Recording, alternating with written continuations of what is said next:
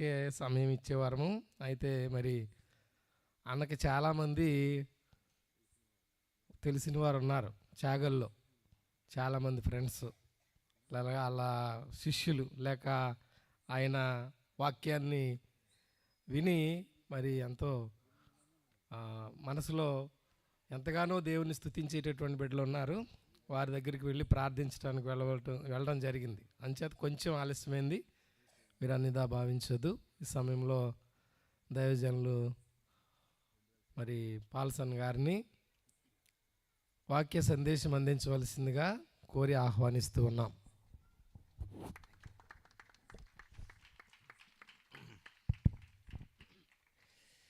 క్రీస్తునందు ప్రియ దేవుని బిడ్డలారా, ప్రభువైన యేసుక్రీస్తు నామంలో మీకు అందరికీ కూడా ప్రత్యేకమైన ధన్యవాదాలు. ఈ యొక్క నూతన సంవత్సర శుభాకాంక్షలు. Thank you. నా వెనుక శక్తిమంతులైన దైవజనులు ఉన్నారు. ఈ 3 దినాలు కూడా యవనస్తుల ఎడల ఎంతో భారంతో, ఉన్నతమైన దర్శనంతో ఈ యొక్క ఏర్పాటు చేశారు. చాలా సంతోషం. మీరు ధన్యులు, మీకు మేలు కలుగును. ఎందుకంటే మీకు టెంట్ ఉంది కదండి, అంతే కదా. మీరు గంటన్నర మేము మంచులో ఉంటాం, కానీ మీకు టెంట్ ఉంది, అందుచేత మీరు చక్కగా వినగలరు. మేము 8 గంటలకే వచ్చాము, అప్పుడు 8 మంది లేరు, కానీ ఇంత 40 నిమిషాల్లో ఇంతమంది సమకూర్చబడటం నాకు చాలా ఆశ్చర్యంగా ఉంది. మీ వాక్యం ఏడల మీ ఆసక్తిని బట్టి దేవునికి నేను స్తుతులు చెల్లిస్తున్నాను. Thank you very much. పాంప్లెట్లో ఒక మంచి వాక్యం ఇచ్చారు. ఆ వాక్యాన్ని మనము ధ్యానం చేద్దాం. ఎందుకంటే ఇది మొట్టమొదటి రోజు. పాల్సన్ గారు ఎప్పుడు వస్తారు అనే ఆరాటం కంటే పాంప్లెట్ చూసిన వెంటనే ఎప్పుడు వస్తారో తెలిసిపోతుంది ఎవరికైనా. ఆయన తలకాయ మీద 6వ తారీఖు అని రాసి ఉంది కనుక అందుచేత చాలామందికి నేను ఎప్పుడు వస్తాను అని ఫోన్లు చేసి అడగకుండా నేరుగా వచ్చేయడానికి మంచి ఆస్కారం కలిగింది. మంచి మిత్రులు, ఆత్మీయమైన సహోదరులు, మంచి స్నేహితులు. అన్నయ్య మరి మా చిన్నతనం నుండి మా ముందు నడిచిన అన్నయ్య. సరే, ఈరోజు ఉండడం చాలా సంతోషదాయకం. మంచి మ్యూజిషియన్స్. Thank you. వేదిక మీద ఉన్న ప్రియులందరికీ కూడా ప్రత్యేకమైన వందనాలు తెలియజేస్తాను. మోజెస్ గారికి చాలా కృతజ్ఞుడిని నేను. ఎందుకంటే వాళ్ళు ఎప్పుడో కరోనా టైంలో కూడా, నిజానికి కరోనా వచ్చింది కానీ ఆ 1000 పాంప్లెట్లు కూడా ఇప్పుడు ఇంకా దాచి ఉంచారు ఆయన గుర్తుగా. మరలా అయ్యా ఇది పొజిషన్ అన్నారు. నేను ఎప్పుడైనా రావడానికి సిద్ధమేనండి కనుక అంటే ఖచ్చితంగా తేదీ రమ్మన్నారు. చాలా సంతోషం. అన్నకు కూడా ప్రత్యేకమైన వందనాలు. యాకోబు పత్రిక మొట్టమొదటి అధ్యాయం, యాకోబు పత్రిక మొట్టమొదటి అధ్యాయం 21వ వచనాన్ని అందులో రాశారు. ఆ వచనం యొక్క సారాంశాన్ని మనం యవనస్తులుగా మనం కొంచెం ఆలోచన చేద్దాం. ఎందుకంటే మన జీవితానికి అవసరమైందని ప్రభు తన దాసునికి ఇచ్చిన దర్శనంలో భాగంగా ఈ యొక్క మాట రాశారని నేను భావించాను. అందుచేత లేఖనంలో నుండి మనం చూద్దాం. యాకోబు రాసిన పత్రిక 1వ అధ్యాయం 21వ వచనం. అందుచేత సమస్త కల్మషము, విర్రవీగుచున్న దుష్టత్వము మాని లోపల నాటబడి మీ ఆత్మలను రక్షించడానికి శక్తి కలిగిన వాక్యమును సాత్వికంతో అంగీకరించండి. చిన్న ప్రార్థన చేస్తా. ప్రేమ కలిగిన మా తండ్రి, నీ నామమును బట్టి వందనాలు, కృతజ్ఞతాస్తుతులు చెల్లిస్తున్నాం. నీ కుమారుడు మా రక్షకుడైన యేసుక్రీస్తు ద్వారా మాకిచ్చిన ఈ గొప్ప భాగ్యాన్ని బట్టి వందనాలు. ఈ ప్రాంతాన్ని మీరు ప్రేమించి మీరు అనుగ్రహించిన ఈ 3 దినాల యవనస్తుల కుడికలలో మేమందరం చేరి నిన్ను ఘనపరచడానికి, మహిమపరచడానికి, స్తుతించడానికి, లేఖనాలు ధ్యానించడానికి, మా హృదయాలలో మేము అంగీకరించి రూపాంతరత పొందడానికి, మీ సంకల్పాన్ని మేము ఎరిగి బ్రతకడానికి మీరు కలుగజేసిన వీలు అవకాశాన్ని బట్టి నీకు వందనాలు, కృతజ్ఞతాస్తుతులు చెల్లిస్తున్నాం. సమస్తానికి మించిన క్రీస్తు సమాధానాన్ని ప్రభువా మీరు కావలిగా ఉంచి మాతో మీరు మాట్లాడండి. ప్రభువా మీరు మహిమ పొందండి. మీ ఉన్నతమైన ఆలోచన మాకు తెలియచెప్పండి. ప్రభువా మీరు మాట్లాడితేనే మాకు క్షేమం కలుగుతుంది, జీవం కలుగుతుంది, ఆరోగ్యం కలుగుతుంది, స్వస్థత కలుగుతుంది, మనోవికాసం కలుగుతుంది, ధైర్యం కలుగుతుంది, నిత్య జీవార్థమైన జీవితం పొందగలం మేము. ప్రభువా మీరు మాట్లాడండి. నిలబడి దాసుడు నిజంగా బలహీనుడే, సిలువ చాటును ఉంచండి, దయారసమును పెదవులపై ఉంచండి. మీరే మాట్లాడండి. ఆత్మల రక్షణార్థమై, సంఘాల క్షేమార్థమై, నీ నామ మహిమార్థమై మాట్లాడండి. యేసయ్య నామమున వేడి ప్రార్థిస్తున్నాము తండ్రి, ఆమేన్. ప్రియులారా, యవనస్తులు దేవునికి అవసరం. యవనస్తులు దేవుని కోసం నిలబడాలి. యవనస్తులు దేవుని కోసం మరి పరిచర్యలు చేయాలి, దేవుని కోసం నడవాలి. ఈరోజు అనంతపురంలో నిన్న జరిగిన అనంతపురం సంఘటనలో వాళ్ళందరూ యవనస్తులే. అక్కడ ఆ చర్యల్లో దేవుని యొక్క సువార్థీకరణని అడ్డగించి దాన్ని అంతటిని ధ్వంసం చేసిన వాళ్ళు ఎవరు అనుకున్నారు? యవనస్తులే. WTC టవర్లని పడగొట్టడానికి విమానాలు వేసుకొని వెళ్ళి విమానాలతో టవర్లని గుద్ది బాంబు పేలిళ్ళలో చచ్చిపోయిన వాళ్ళందరూ ఎవరో? యవనస్తులే. ఢిల్లీలో తాజ్ దాని మీద హోటల్ మీద దాడి చేసిన ఉగ్రవాదుల్లో అందరూ యవనస్తులే. అంచేత ఈ లోకంలో దుర్మార్గతకి మూలంగా యవనస్తులు నిలుస్తున్నారు. అలాంటిది దేవుడు కూడా యవన దశలో ఈ లోకానికి వచ్చి ప్రాణం పెట్టింది. ఎందుకంటే యవనస్తులలో తన రక్తం ఉంచి దేశానికి ప్రపంచానికి ఉపయోగపడే పాత్రలుగా చేయాలని దేవుడు ఇష్టపడ్డాడు. అందుచేత యవనస్తులుగా మన జీవితాలు బలపరచబడాలి. అందుకు మూలాంశాలు ఇందులో చాలా ఉన్నాయన్నమాట. యాకోబు పత్రికని ముత్యాల హారం అని పిలుస్తారు. అంటే ఇందులో ఏరుకోదగిన చాలా ముత్యాలు మన జీవితాలలో చాలా స్పష్టంగా కనపడతాయి. ఇది ఆచరణాత్మకమైన ఉపదేశం, ప్రాక్టికల్ లైఫ్లో రియల్గా టాంజియబుల్, స్పర్శనీయమైంది. అంటే ఇది చదువుతున్నప్పుడు మనం చాలా చోట్ల కనపడతాం యాకోబు పత్రిక చదువుతున్నప్పుడు. అందుచేత యాకోబు యేసుక్రీస్తు యొక్క సహోదరుడిగా, యేసు ప్రభు తిరిగి లేచిన తర్వాత నమ్మినవాడుగా, మరి దేవుని యొక్క ఉన్నతమైన ఆలోచనల్ని ఇందులో పెట్టడం చాలా సంతోషదాయకమైనది. సుమారు ఈ 5 అధ్యాయాల్లో 30 సార్లు అంటే ఆధ్యాత్మిక సత్యాలని వివరించడానికి ప్రకృతిలో ఉన్న విషయాలు వాడాడు. మీరు ఈసారి యాకోబు పత్రిక 5 అధ్యాయాలు ఇంటికి వెళ్ళాక మెల్లగా చదవండి. ఒక్కొక్కటి మీకు ఎక్కడైనా ఊరక అలా చదువుతున్నప్పుడు ఎవడైనా వాక్యం వినివాడేయండి, దాని ప్రకారం ప్రవర్తన అర్థములో అండర్లైన్ చేయండి. మళ్ళీ కొంచెం కిందకి వెళ్ళిన తర్వాత గాలి చేత రేపబడి ఎగరి సముద్ర తరంగము వలె అలాగ పోలికలు అనమాట. అలాంటి ఉపమానాలు సుమారు 30 రాశాడు. అంటే యాకోబు పత్రిక యవనస్తులైన మనకి చాలా అవసరం. ఎందుకంటే ప్రతిదాన్ని పోల్చుకుంటాం మనం. ఒక క్రాఫ్ వేసుకున్నా ఎదుటోళ్ళని పోల్చుకునే రకం మనం. ఒక డ్రెస్ కొనుక్కున్నా ఎదుటోళ్ళని పోల్చుకునే రకం. వాళ్ళలాగా ఉండాలని ప్రాక్టీస్ చేసే రకం మనం. అలాంటి యవనస్తులం ఆ వయసులో ఉన్నాం మనం. కనుక మనం ఏదైనా చేయగలం, అందుకోసం ఎంత సాహసమైనా చేయగలం. అలాంటి వాళ్ళకి ఖచ్చితంగా మార్గదర్శకమైన విలువలు అవసరం ఖచ్చితంగా. ఎందుకంటే ఒకసారి నేను మొట్టమొదట్లో వ్యాగనార్ అని ఒక కారు కొన్నాను. వ్యాగనార్ కొత్త కారు అనమాట. కొత్త డ్రైవర్ని పెట్టాను నేను. అప్పుడు నన్ను ఒక ఫారెస్ట్ ఆఫీసర్ రాజవొమ్మంగి రమ్మని అడిగారు. అక్కడ ఒక కార్యక్రమానికి తప్పనిసరిగా వస్తామని. రాజవొమ్మంగి ఎక్కడో నాకు తెలియదు, ఎవరిని అడిగాను నేను. రాజవొమ్మంగి ఎక్కడంటే రాజమండ్రి వెళ్ళి, రాజమండ్రి నుండి దక్షిణంగా 40 కిలోమీటర్లు వెళ్ళి ఆ తర్వాత ఉత్తరంగా 30 కిలోమీటర్లు వెళ్తే రాజవొమ్మంగి వస్తుంది అన్నారు. సరే అదిరింది చంద్రంలాగా. కొత్త కారు, కొత్త డ్రైవరు, కొత్త ఊరు, కొత్త ఆలోచనతో వెళ్ళిపోతున్నాం అంతే. వెళ్ళిపోయి నిజంగా రాజమండ్రి నుండి 40 కిలోమీటర్ల దక్షిణం, ఆ తర్వాత 30 కిలోమీటర్ల ఉత్తరంకి వెళ్తే అక్కడ డ్యామ్ కనబడింది. డ్యామ్ వచ్చింది. ఏంటి డ్యామ్ వచ్చిందని అక్కడ ఉన్న ఆయన అడిగితే, భలేవారంటే ఎవరు చెప్పారు మీకు అలాగా, ఇక్కడ నుండి ఇంకా 60 కిలోమీటర్లు ఉందన్నాడు. మతిపోయింది నాకు. అంటే ఏంటనమాట, నాకు తెలిసిన ఎక్స్పీరియన్స్ ఏంటంటే అది కారు మంచిది, డ్రైవర్ మంచోడు, ఆలోచన మంచిది, వెళ్ళాల్సిన ఊరు మంచిది, కార్యక్రమం మంచిది, కానీ రాంగ్ రూట్లో పెర్ఫెక్ట్గా వెళ్ళిపోయాం అనమాట. I'm perfect but wrong route అది. అందుకే రూట్ సరిగ్గా కాదు అని నేను బాగానే ఉన్నాను అని చెప్పుకునే మనం నడిచే రూట్ సరైందా కాదని అనేది మనకు తెలియదు. అందుచేత మార్గదర్శకమైన విలువలు చెప్పాలంటే దేవుడే చెప్పాలి. ఎందుకంటే ఆయనకు భవిష్యత్తు తెలుసు. ఏం చెయ్యాలని ఆశించాడో అలా చెయ్యాలని దేవుడు ఇష్టపడతాడు. ఎఫెసీ పత్రిక 2 అధ్యాయం 10వ వచనం. ఎఫెసీ పత్రిక 2:10 మరియు వాటి యందు మనము నడుచుకొనవలెనని దేవుడు ముందుగా సిద్ధపరచిన సత్క్రియలు చేయుటకై మనము క్రీస్తు యేసునందు సృష్టింపబడిన వారమై ఆయన చేసిన పని.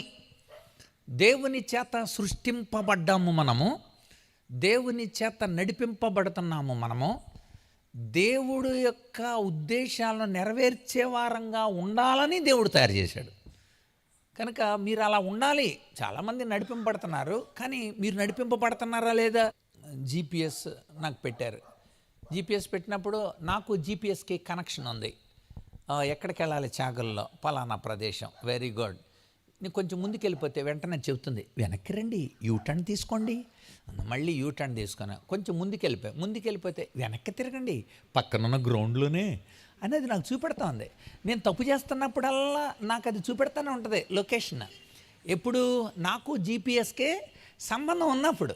దేవుడికి నీకు సంబంధం ఉంటే దేవుడు జీపీఎస్ అన్నా కొన్నిసార్లు తప్పు చూపెడదేమో, కానీ దేవుడు పెర్ఫెక్ట్గా ఖచ్చితమైన మార్గాన్ని దేవుడు నిర్దేశిస్తాడు. అయితే ఆయనతో సంబంధాన్ని పెట్టుకోవాలి. అది ఈరోజు మనం చూడబోతుంది.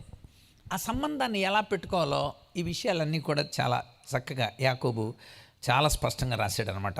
అందుచేత దేవుని యొక్క ఉన్నతమైన ఆలోచనల్ని మనకివ్వడానికి కోసం యాకోబు మరి దేవుని యొక్క ప్రత్యక్షత పొందినాడు. ఆ విషయాన్ని పౌలు కొరింథీయులకు రాస్తూ చెప్పాడు. చూడండి ఒకసారి, కొరింథీయులకు రాసిన మొదటి పత్రిక 9వ అధ్యాయంలో 3వ వచనంలో లేకపోతే 5వ వచనం చూద్దాం. తక్కిన అపోస్తలుల వలన, ప్రభువు యొక్క సహోదరుల వలెను, కేఫా వలెను విశ్వాసురాలైన భార్యను వెంటబట్టుకొని తిరుగుటకు మాకు అధికారం లేదా?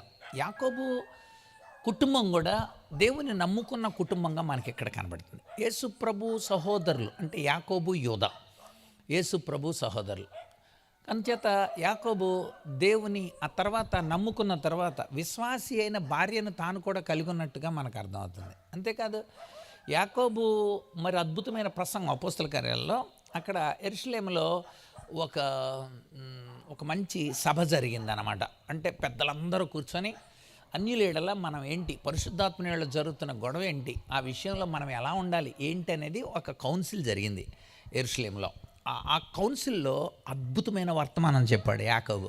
అంచేత యాకోబు చక్కగా ఆధ్యాత్మిక పరిణత కలిగిన వాడిగా ఈ యొక్క పత్రిక రాస్తున్నాడు. దేవుని యొక్క ఉద్దేశాలను ఎరిగిన వాడిగా ఈ పత్రిక రాస్తూ ఉన్నాడు. ఈ పత్రిక మనకు చాలా సామాజిక స్పృహ కలిగిస్తుంది. సామాజిక స్పృహ అంటే సోషల్ కాన్షియస్, సమాజంలో ఎలా ఉండాలి. అందుకే అక్కడ నాలుక గురించి రాస్తాడు, తర్వాత ధనాన్ని గురించి రాస్తాడు, విశ్వాస విషయంలో ఎలా ఉండాలో రాస్తాడు, దాని యొక్క ఆవశ్యకత, జీవితంలో క్రియలు ఎంత ప్రధానమో. అంటే నేను యేసు ప్రభు అంటే నాకు తెలుసండి అంటే కుదరదు, తెలిసినట్టుగా రుజువు చేయాలి మనం. ఐ లవ్ యూ అని 60 సార్లు అంటే ఐ లవ్ యూ అంటున్నావు కానీ ప్రేమకు రుజువేది అని అడగరండి. ఐ లవ్ యూ అని పువ్వు ఇచ్చో, ఐ లవ్ యూ అని బ్రాస్లెట్ ఇచ్చో, అది ఏదో ఒకటి చూపించాలి. అలాగే దేవుణ్ణి నువ్వంటే నాకు ఇష్టమైన ఆ పాట పాడతాం కదా, నిన్నే ప్రేమింతును అని యేసు ప్రభువుకు తిరిగి, యేసు వైపు తిరిగి నిన్ను ప్రేమిస్తున్నానని అంటున్నా కానీ ప్రేమకు రుజువేది. కనుక యేసయ్యను ప్రేమించాను అనటానికి రుజువులు కావాలి. ఈ విషయాలు చాలా స్పష్టంగా ప్రాక్టికల్ లైఫ్. చదువది ఎంత గలిగిన రసజ్ఞత ఇంచుక చాలకున్న ఆ చదువు నిరర్ధకంబు గుణ సంయుతులెవ్వరు మెచ్చరెచ్చటన్ పదునుగా మంచి కూర నలపాకము చేసేనైనా ఇంపొదవెడు ఉప్పు లేక రుచి పొట్టగా నేర్చునటయ్యా భాస్కర. మారవి కవి ఇలా చెప్పాడు, చదువుది ఎంత కలిగిన కంఠస్థం చేసేసి నువ్వు కంఠత వాక్యాలు అప్పచెప్పేసిన, లేకపోతే నేను 3 సార్లు చదివానండి బైబిల్ ఈసారి అని ఒకవేళ నువ్వు ఒక పాస్టర్ గారి ముందు ఒకవేళ చెప్పినా, ఒక మంచి పాటలు కూడా 600 పాటలు చూడకుండా ఒకవేళ పడేసినా, ఎంత కలిగిన రసజ్ఞత ఇంచుక చాలకున్న ప్రాక్టికల్ లైఫ్ నీ జీవితంలో లేకపోతే నిరర్ధకం. ఎందుకు ఆ చదివేందుకు అక్కడ? అది కండలి వికణ సంఖ్యకణ నిత్యోదేశణ హోషో న్యాధిపతులు ఋతు వరుస సేతగా చెప్పేది హోష యోవేల్ ఓమసు ఓమద్య యోనా మేకా నహుమాబక్కు జఫని గై జకర్య మలాకండి. అబ్బా బళా నమ్మకం మంచిదాసులు 116 రూపాయలు బైబిల్ తీసుకురారా అని తీసుకొచ్చి బైబిల్ ఇచ్చేస్తే, అంటే నువ్వు అక్కడ కంఠస్థం చేసి అప్పచెప్పేస్తేనే ఉపయోగం ఏముంది? Practical life and ounce of practice better than gallons of theory. చెంచాడు ఆచరణ నేర్చుకో. ఇది యాకోబు యొక్క ఉద్దేశం. కనుక నేను ప్రేమిస్తున్నాను లేక విశ్వసిస్తున్నాను అని అనడానికి క్రియలతో సంబంధం ఉండాలి. నేను నమ్మానంటే సరిపోదు, నువ్వు నమ్మేదంటే దెయ్యాలు నమ్ముతాయి అన్నాడు. చూడండి ఒకసారి అంటే వెర్షన్ చెప్తున్నా. యాకోబు ఎలాంటి శైలిలో మనతో మాట్లాడుతున్నాడు, ఆ విధానం తెలుసుకోవాలి. యోహాను విధానాలు వేరు, పేతురు విధానాలు వేరు, యాకోబు విధానం వేరు, పౌలు విధానం వేరు. వాళ్ళ యొక్క రచనా శైలి వాక్య బోధన విధానం మనకు తెలియాలి, మెథడ్ ఆఫ్ స్క్రిప్చర్. చూద్దాం మనం యాకోబు పత్రిక 2వ అధ్యాయంలో 17వ వచనం. క్రియలు లేనిదైతే విశ్వాసం ఒంటిగా ఉండి మృతమైనది అగును. 19, దేవుడు అక్కడే నువ్వు నమ్ముతున్నావు, అలాగ నమ్ముట మంచిదే. దెయ్యాలు కూడా నమ్మి అడుగుతున్నాయి, నువ్వు నమ్మేదండే, దెయ్యాలు నమ్ముతుండే. మరేంటి నీకు దెయ్యానికి తేడా అండి? దెయ్యాలు నమ్ముతున్నాయి కానీ క్రియలు చేయట్లేదు అవి. అందుకనే అక్కడ దెయ్యాలు పట్టినాడు దగ్గరికి యేసు ప్రభు వచ్చినప్పుడు మార్కు సువార్త 5వ అధ్యాయంలో నజరేయుడైన యేసు సర్వోన్నతుడు అని కేకలేస్తున్నాయి. వెరీ గుడ్, మీరు కూడా చక్క పాటలు పాడతారు, దాన్ని ఆరాధన అని అంటున్నారు ఈ మధ్యన. కనుకంటే బాగా ఆరాధన చేస్తున్నారు మీరు. చేస్తేనే సరిపోయిందండి, క్రియలు ఉండాలి. అక్కడ ఏం జరిగిందో చూడండి ఒకసారి. దెయ్యాల నమ్మకం ఎలాంటిదో మీకు తెలియాలి. మార్కు సువార్త 5వ అధ్యాయం. అంటే యవనస్తులు చాలా ఆరాటం ఎక్కువ ఉంటుంది అన్నమాట. 5వ అధ్యాయంలో 7వ వచనం. యేసు రక్షకుడా, సర్వోన్నతుడైన దేవుని కుమారుడా, ఎవరా మాటలు పలుకుతుంది? దెయ్యాలు. 1, 2 కాదు, 6,000 దెయ్యాలు. 6,000 దెయ్యాలు ఈ మాట పలుకుతున్నాయి. యేసు అని అంటున్నాయి అవి, సర్వోన్నతుడైన దేవుని కుమారుడా అని అన్నాయి. Very good. అప్పుడు నాకేమనిపించింది, అబ్బాయి ఎంత గొప్ప ఆరాధన. యేసు అని పలికితే గొప్ప ఆరాధన, సర్వోన్నతుని దేవుని కుమారుడా అని అనటం గొప్ప ఆరాధనే. కానీ ఆ తర్వాత క్రియలు లేని ఒక విషయం అక్కడ కనబడుతుంది. అదేంటో తెలుసా? నాతో ఇంకేం పని? పాల్సన్ గారు అది చెప్పేది ఏదో చెప్పి వెళ్ళిపో, మాతో మీకేం పని? ఆరాధన చేయమంటే చేస్తాం, పాటలు పాడమంటే పాడతాం, రాసుకోమంటే రాసుకుంటాం, వినమంటే వింటాం. కానీ అలా చేయమని అంటాం ఎందుకు? మాతో మీకేం పని? నువ్వు జంగారెడ్డిగూడెం చెప్పడం అయిపోయిన వెంటనే కారెక్కి వెళ్ళిపో, నాతో మీకేం పని? ఇదనమాట. అంటే క్రియలు ఇష్టపడవు దెయ్యాలు. అందుచేత యాకోబు ప్రాక్టికల్ లైఫ్ తీసుకుంటున్నాడు అనమాట. ప్రాక్టికల్ లైఫ్ ఎంత థియరీ కాదు, నువ్వు ప్రాక్టికల్గా నిజంగా అలా ఉండు, అద్భుతమైన రిజల్ట్ పొందుతావు. అది చెప్పేది. కనుక మన జీవితంలో ఔన్స్ ఆఫ్ ప్రాక్టీస్. అందుచేత గుణ సంయుతులు ఎవ్వరు మెచ్చరెచ్చటన్ పొద్దునుగా మంచి కూర నలపాకము చేసినైనా. అందుకే అంటాడు, మంచి కూర చేసుకున్నావు, ఉప్పు లేక రుచి పుట్టగా నేర్చున్నట్టయ్యా భాస్కర, ఇంపొదవేడు ఉప్పు లేక. అందుకని ఉప్పుకి అన్నేసి చూడు, నన్నేసి చూడు అంటుంది అనమాట. ఉప్పు మనకి ఏదైనా కూర వండేటప్పుడు ఈ మధ్యన అందరూ యూట్యూబ్లోనే చూసి వండుతున్నారు కనుక ఆ లిస్ట్ చెప్తాడనమాట. వంకాయలు ఇన్ని ఉండాలి, బెండకాయలు ఇన్ని ఉండాలి, ఇవన్నీ ఇన్ని ఉండాలి. అది చెప్తూ ఉప్పు దగ్గరికి వచ్చేటప్పుడు ఏమంటాడు? తగినంత అంటాడు. అంటే నీ యొక్క ప్రాక్టికల్ లైఫ్ తగినంత ఉండాలి, ఆ తగినంత మనం కలిగి ఉండాలి. అలా లేకపోతే రుచి పుట్టగా నేర్చున్నట్టే జీవితానికి సారం ఉండదు. అంచేత జీవితంలో సారవంతమైన ఏరియా ఏంటంటే ప్రాక్టికల్ లైఫే. కనుక ప్రాక్టికల్ లైఫ్. ఆ మధ్యన మేము ఒక కరోనాకు ముందు ఛత్తీస్గఢ్ ప్రాంతానికి భద్రాచలం లోపల నుండి ఒక దండయాత్రకు వెళ్ళాం. అక్కడ ఆ ఏరియాలో ప్రభు స్వార్థ ప్రకటించడానికి కోసం వెళ్ళాం. కాలువ దాటి వెళ్ళాము. అక్కడ ఒక చిన్న విలేజ్ ఉంది. ఆ విలేజ్ దాటిన తర్వాత ఇక అసలైన లోపలికి ఉన్నారు అసలైన ప్రజలు, వాళ్ళతో అదొక ట్రైబల్ ఏరియా. అక్కడ మేము వెళుతున్నప్పుడు ఒక ఆమె రోడ్డు పక్కన తేనె అమ్ముతుందన్నమాట. తేనె. వెంటనమ్మా తేనె ఎంత ఒక బాటిల్ అన్నాను. అంది 800 రూపాయలు అండి అంది. వెంటనే నేను కొంచెం నవ్వే, అలా నవ్వకూడదు, నవ్వి అన్నాను అనమాట. కుంకుడు పులుసును ఏంటది బెల్లం పానకం కలిపేసి 800కి అమ్మేస్తున్నారు, 800 ఏంటి అన్న. నాకెళ్ళి కొంచెం తీక్షణంగా చూసింది. వృద్ధురాలే. నేను అలాంటి పనికి మళ్ళీ పనులు చేయను. ఎవరిని అనుకుంటున్నావు? పెంతెకోస్తు అంది. నిజంగానే సిగ్గుపడిపోయాను నేనైతే. ఆమె దగ్గర ఉన్న అన్ని బాటిల్స్ తీసేసుకున్నా. ఎందుకు తీసుకున్నాను తెలుసా? నేను ఎవరిని అనుకుంటున్నావు? అలాంటి పనులు చేయను నేను, పెంతెకోస్తు నేను.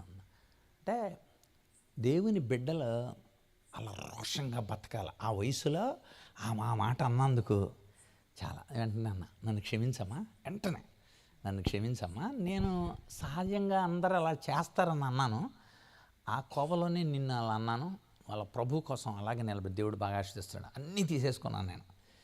సో అలా ఉండాలి దేవుని పిల్లలు, అలా ఉండాలి యవనస్తులు.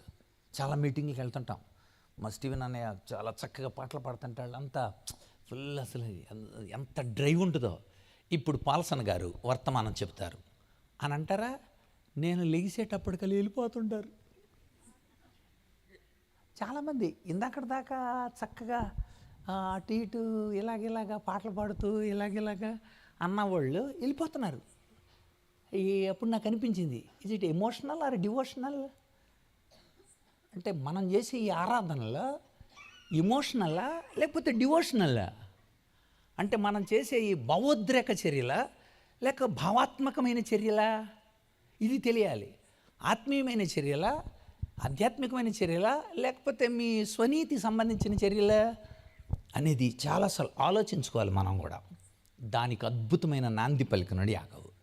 చేత చెప్పాను కదా, నేను యాకోబు చాలా పోలికలతో అద్భుతంగా లేఖన నుండి చాలా శక్తిభరితంగా చాలా సుస్పష్టంగా మనకు అర్థమయ్యే భాషలో ఆచి తూచి మాటలు చాలా చక్కగా చెబుతూ చాలా నేనైతే ఈ యొక్క వెర్షన్స్ని చదువుతుంటే చాలా సరళంగా, సున్నితంగా, సూటిగా, చాలా అలంకారప్రాయంగా అద్భుతంగా రాశాడు. మీరు ఖచ్చితంగా చదవాలి, రేపు ఎల్లుండిలో చదవండి. ఎందుకంటే ఉదాహరణలు కూడా అబ్రహాముని జ్ఞాపకం చేశాడు, రాహాబుని జ్ఞాపకం చేశాడు, అంటే పాత నిబంధనలోని యోబుని జ్ఞాపకం చేశాడు, ఏలియాని జ్ఞాపకం చేశాడు. వీళ్ళందరినీ సుమారుగా ప్రవక్తల గ్రంథాల్లో నుండి ఒక 7 గ్రంథాలలో నుండి విషయాలు తీసుకున్నాడు. చిన్న ప్రవక్తల్లో నుండి యెహోషువ గ్రంథం చూశాను, ఇందులో ఆదికాండం నుండి ద్వితీయోపదేశకాండం అనే విషయాలు చూశాను నేను. రాజుల మొదటి గ్రంథం, కీర్తనలు, సామెతలు, ప్రసంగి, యెషయా, ఇర్మియా, యెహెజ్కేలు, దానియేలు, వీళ్ళు చెప్పిన పెద్ద ప్రవక్తలు చెప్పిన విషయాలను కూడా ఎత్తి రాశాడు యాకోబు. చూస్తున్నప్పుడు అనిపించింది, నిజంగా యవనస్తులకి ఇది అవసరమైన విషయం. ఇందులో ఒక్క మాటని ఈ రాత్రి మనము ధ్యానించబోతున్నాం. ఆ మాట చాలా కీలకమైనది. ఆ కీలకమైన దాన్నే వేశారు. చూద్దాం, మనం విషయ అవగాహనలోనికి వెళదాం. చూద్దాం, అక్కడ 21 వచనం. అందుచేత సమస్త కల్మషము, విర్రవీగుచున్న దుష్టత్వము మాని లోపల నాటబడి మీ ఆత్మను రక్షించడానికి శక్తి కలిగిన వాక్యమును సాత్వికంతో అంగీకరించండి. ఇక్కడ 3 పదాలు మనకి స్పష్టంగా కనబడతాయి. ఒకటి మానేయండి, రెండవది నాటబడండి, మూడవది విధేయులకండి. ఈ 3 మాటలనే మనసులో పెట్టుకోండి. ఈ 3 మాటలు మన జీవితాల్లో నెరవేరాల. అలా నెరవేరాలని దేవుడు ఈరోజు మనకి స్క్రిప్చర్ ఇచ్చింది. ఈరోజు లేఖనం ఎందుకు ఇచ్చాడంటే శక్తి కలిగిన లేఖనం, రక్షించే లేఖనం అని రాశాడు. అక్కడ రక్షించే లేఖనాన్ని ఎందుకు ఇచ్చాడంటే మన జీవితాల్లో ఖచ్చితమైన మార్పు దేవుని యొక్క వాక్కు ద్వారానే జరుగుతుంది. ఎందుకంటే వాక్కు మనిషిని చంపుద్ది, అదే వాక్కు మనిషిని బతికిస్తుంది. మనుషులు మాట్లాడుతుంటే చచ్చిపోతారు. నన్ను ఇన్ని మాటలు అన్నాడు, అసలు నిజంగా బతకాలని ఆశ లేదు అసలు నాకు, అందుచేత నేను అసలు కత్తిపోటు లాంటి మాటలు మాట్లాడతారా కానని అలా చెప్పుకుంటూ ఉంటారు అన్నమాట చాలాసార్లు కౌన్సిలింగ్లో. సో అలాంటిది కత్తిపోటు లాంటి మాటలు మాట్లాడతారు మనుషులు, కానీ దేవుని దయగలిగిన మాటలు. అందుకని హెబ్రీ పత్రిక 4:12లో దేవుని వాక్యము సజీవము గలదై, బలము గలదై, ఎటువంటి 2 అంచులు గల ఖడ్గము కంటేను వాడిగా నుండి ప్రాణాత్మలను, కీళ్లను, మూలుగును విభజించునంత మట్టుకు దూరుచు హృదయం యొక్క తలంపులను, ఆలోచనలను శోధించుచున్నది. కనుక దేవుని యొక్క ఉన్నతమైన ఆలోచనని మనము ఎరిగిన వారంగా మనం నిలవాలి. మొట్టమొదటి అధ్యాయం అంతా కూడా నువ్వు ధైర్యంగా నిలబడు దేవుని కోసం అని చెప్పే ప్రోత్సాహకరమైన మాటలు మనకి ఇందులో కనిపిస్తాయి. కనుక ఈ మొట్టమొదటి అధ్యాయంలోనే మనకి దేవుని యొక్క ఉన్నతమైన 2వ వచనం నుండి ఇక్కడ 11వ వచనం వరకు కూడా ఈ ప్రోత్సాహకరమైన మాటల్లో నువ్వు నిజమైన పరలోకపు ఆనందాన్ని ఎలా పొందగలవో చాలా స్పష్టంగా చెప్పాడు. ఇక 12 నుండి 18వ వచనం వరకు కూడా మనకి మరణకరమైన శోధనలు ఎదురవుతాయి, వాటిని ఎలా ఎదుర్కోవాలో చెప్పాడు. ఇప్పుడు మనం చదివిన వాక్యం 19 నుండి 27 వరకు ఉంది. ఇది దేవునిలో మనం పొందే అద్భుతమైన మార్పుకు దోహదకరమైన విషయాలు రాశాడు. అందుచేత మనం ఇప్పుడు చదవబోయేది ఏంటంటే దేవునిలో మనం కలిగే మార్పు. ఈ 19 నుండి మనం చదివిన 21 వరకు వాక్యాన్ని అంగీకరించడం, 22 నుండి 25 వరకు వాక్య ప్రకారం ప్రవర్తించడం, 26 నుండి 27 వరకు దాన్ని కొనసాగించడం. ఈ 3 ఏరియాలో మొట్టమొదటిది వాక్యాన్ని అంగీకరించాలి, రెండవది వాక్యం మన జీవితాలలో నెరవేరడం కోసం అలా ప్రవర్తించాలి. మూడవది, ప్రవర్తించిన మీరు దాన్ని కొనసాగించాలి. ఇది యాకోబు చెప్పాలనుకున్న ఈ మొట్టమొదటి అధ్యాయం ఈ ప్యాసేజీలోని ముఖ్యం. కనుక ఇందులో ఒక్క విషయాన్ని మనం ధ్యానం చేయబోతున్నాం. వాక్యానికి విధేయులు కండి, వాక్యాన్ని మీరు అంగీకరించండి, వాక్యాన్ని మీరు భరించండి, ధరించండి, వాక్యం మీ జీవితాల్లో ఉండాలి అన్నాడు. కనుక చాలామంది దగ్గర వాక్యం ఉంది. రోమాపత్రిక 10వ అధ్యాయం 8వ వచనం. రోమాపత్రిక 10వ అధ్యాయం 8వ వచనం అదేమని చెప్పుచున్నది? వాక్యము నీ వద్ద ఉండాలి, 2 నీ నోట ఉండాలి, 3వది నీ హృదయంలో ఉండాలి. ఎందుకు ఇలా చెప్పాడో ఇప్పుడు మనం చూద్దాం. వాక్యం నీ దగ్గర ఉండాలి, నీ నోట్లో ఉండాలి, నీ హృదయంలో ఉండాలి. నిజంగానే మన దగ్గర ఉంది. Very good. మీ అందరి దగ్గర బైబిళ్ళు ఉంటాయి. సంవత్సరానికి ఒక బైబిల్ మారుతుంటారు కొంతమంది. ఈ మధ్యన బైబిల్ మాకు ఉన్నాయండి అనే సెల్ ఫోన్లో చూస్తున్నారు చాలామంది. పర్సనల్ బైబిల్ ఉండాలి మనకి. ప్రతిరోజు స్టడీ బైబిల్ ఉండాలి మనకి. చదువుతూ ఉండాలి, దాన్ని ధ్యానించగలిగి ఉండాలి. ఏదో స్టడీ బైబిల్ని, ఏదో ఒక బైబిల్ని పక్కన పెట్టుకొని దానికి సంబంధించిన ఏంటో డైలీ బ్రెడ్ ఉండాలి మనకి. ప్రతిరోజు మనం దాన్ని ధ్యానం చేస్తూ ఉండాలి. నేను నా చిన్నప్పటి నుండి అది బాగా అలవాటు నాకు. ప్రతిరోజు బైబిల్ అది అర్థం కానప్పుడు దానికి సంబంధించిన మనకి చాలా స్టడీ బైబిల్స్ అని వచ్చినాయి. మనకి చాలా బైబిల్స్ వచ్చినాయి. నాయకత్వ విలువలు తెలియాలంటే మ్యాక్స్వెల్ రాసిన లీడర్షిప్ బైబిల్స్ వచ్చినాయి. ఎప్పుడు జరిగింది ఇది అని తెలుసుకోవడానికి క్రోనాలజికల్ బైబిల్, ఇవన్నీ స్టడీ బైబిల్సే. అంటే బైబిల్లో ఎప్పుడు జరిగింది ఇది, ఎలా జరిగింది ఇది, దానికి సంబంధించిన కామెంటరీలు వచ్చినాయి. అన్నీ కూడా మనకు అందుబాటులోనే ఉన్నాయి. ఇప్పుడు తెలుగులో కూడా అందుబాటులోనే ఉన్నాయి. కనుక మనం చదివేటప్పుడు అలా వరుసగా చదువుకొని చిలకల్లాగా మనం మాట్లాడేసుకోవటం కాకుండా అది ఎప్పుడు జరిగింది, ఎక్కడ జరిగింది, ఎలా జరిగింది, ఏ సందర్భంలో యేసయ్య ఈ మాటలు మాట్లాడారు, మనకి చెప్పారు, ఇది మన జీవితాలకు ఎంత అవసరం అని మీరు ధ్యానించినప్పుడు అద్భుతమైన సారాన్ని మీరు పొందుతారు. అంచేత వాక్యం యొక్క ప్రభావంతో మన జీవితాలు ఎలా జరుగుతాయో ఇక్కడ రాశాడు. మొట్టమొదటిది చెప్తున్నాడు చూడండి ఇక్కడ, దుష్టత్వాన్ని కల్మషాన్ని విర్రవీగుచున్న ఈ స్థితిని మాని అన్నాను. ఈ వయసు అంతే అలాంటిదే. ఈ వయసు ఏదైనా చేయగలదు. అంటే మనలో అంతరంగాలు చాలా వేగంగా ఉంటాయి. అంటే అంతరంగాలంటే బాగా ఆలోచించగలం, బాగా విశ్లేషించగలం, బాగా వివరించగలం, బాగా చెప్పగలం, బాగా పోల్చగలం, బాగా శరీరాన్ని బాగా వాడగలం. హైపోథీసిస్, ఊహా పరికల్పనలు చాలా అధికంగా ఉంటాయి మనకి. న్యాయం తీర్చగలం. కనుక కారణాంశాలు, రీజనింగ్ చెప్పగలం. వీటన్నిటిని బట్టే టెస్టులు పెడతారు. మీరు బయటికి పైకి వెళ్ళిన తర్వాత ఇప్పుడు నేను చెప్పినట్లన్నింటి మీద attention, retention, recall, recognition, iness, will, temperament, feeling and reasoning, judgement, వీటి మీదే మనకి పైకి వెళ్ళే కొలది టెస్టులు ఉంటాయి. అంటే మీ ఈ అంతరంగాల్ని ఎంత యాక్టివేట్ చేస్తారని. దేవుడు కూడా మన అంతరంగాల్ని యాక్టివేట్ చేసేది ఎందుకంటే ఆయన కోసం మనం బతకాలి, ఆయన కోసం మనం బ్రతకాలి. అందుకనే యవనస్తులారా అని వాడిన పదం స్పిరిచువల్ కోసం వాడాడు అక్కడ. స్పిరిచువల్, యవనస్తులారా మీరు బలవంతులు, దుష్టుని మీరు జయించున్నారు. యవనస్తులారా మీరు బలవంతులు, దేవుని వాక్యం మీలో నిలుచుచున్నది అని అనేది ఏజ్ గురించి కాదు చెప్పింది.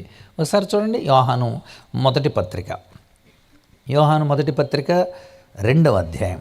చాలామంది అది యవనస్తుల కోసం రాయబడిందని అనుకుంటారు, కానీ నిజానికి అది యోహాను రాసింది స్పిరిచువల్ స్టేటస్. అది యేసు ప్రభుని నమ్మిన వాళ్ళు 3 కేటగిరీలు ఉంటారు.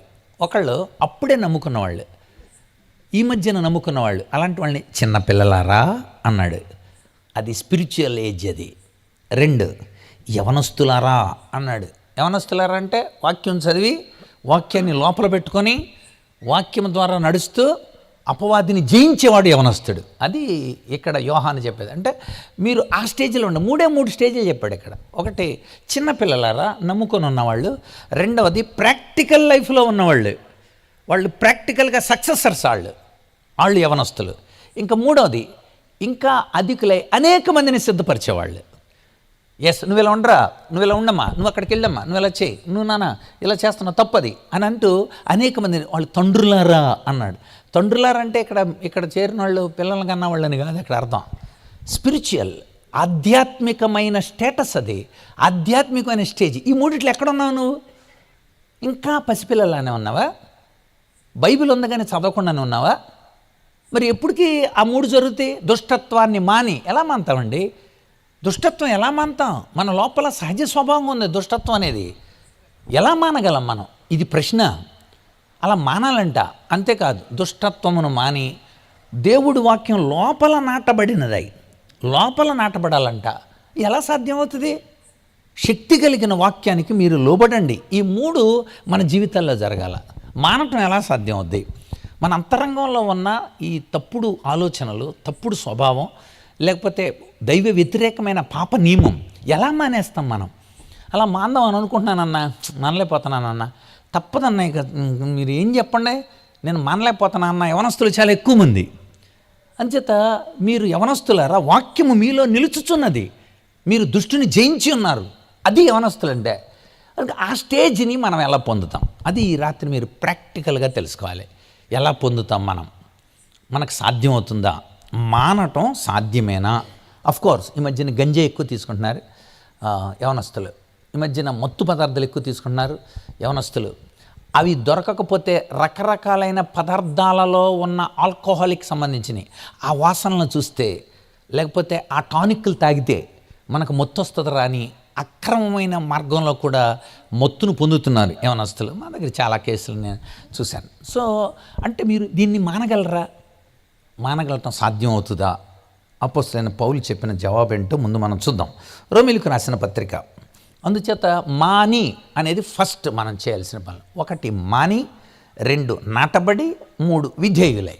ఈ 3 మనం చేయాల్సిన పనులు. యవనస్తులు ఈ 3 చేయగలిగితే మీరు బలవంతులు, దుష్టుని మీరు జయించినట్టు. యవనస్తులు ప్రభు కోసం నిలబడి ఎక్కడైనా సాక్షులుగా, హతసాక్షులుగా ప్రభు కోసం నిలబడిన వారుగా నిలుస్తారు. కనుక కీచువా ప్రజల మధ్య, ఆకా జాతిలో వాళ్ళ కోసం, రెడ్ ఇండియన్స్ మధ్య పరిచర్య చేయడానికి కోసం జిమ్ ఎలియాట్ 27వ సంవత్సరంలో వాళ్ళ కోసం చాలా అద్భుతంగా పరిచర్య చేయడానికి, చాలా కోణాలలో ఆ నరమాంస భక్షకులకు యేసు ప్రభువుని చెప్పడానికి కోసం చాలా ప్రయత్నాలు చేసి చివరికి వాళ్ళ యొక్క అధినేత అయిన కిమ్ వాడు ఒక ప్లాన్ చేశాడనమాట. వీడిని ఎలాగైనా సరే మనం చంపేద్దాం, అంగీకరిస్తున్నట్టు మౌనంగా ఉండండి అని.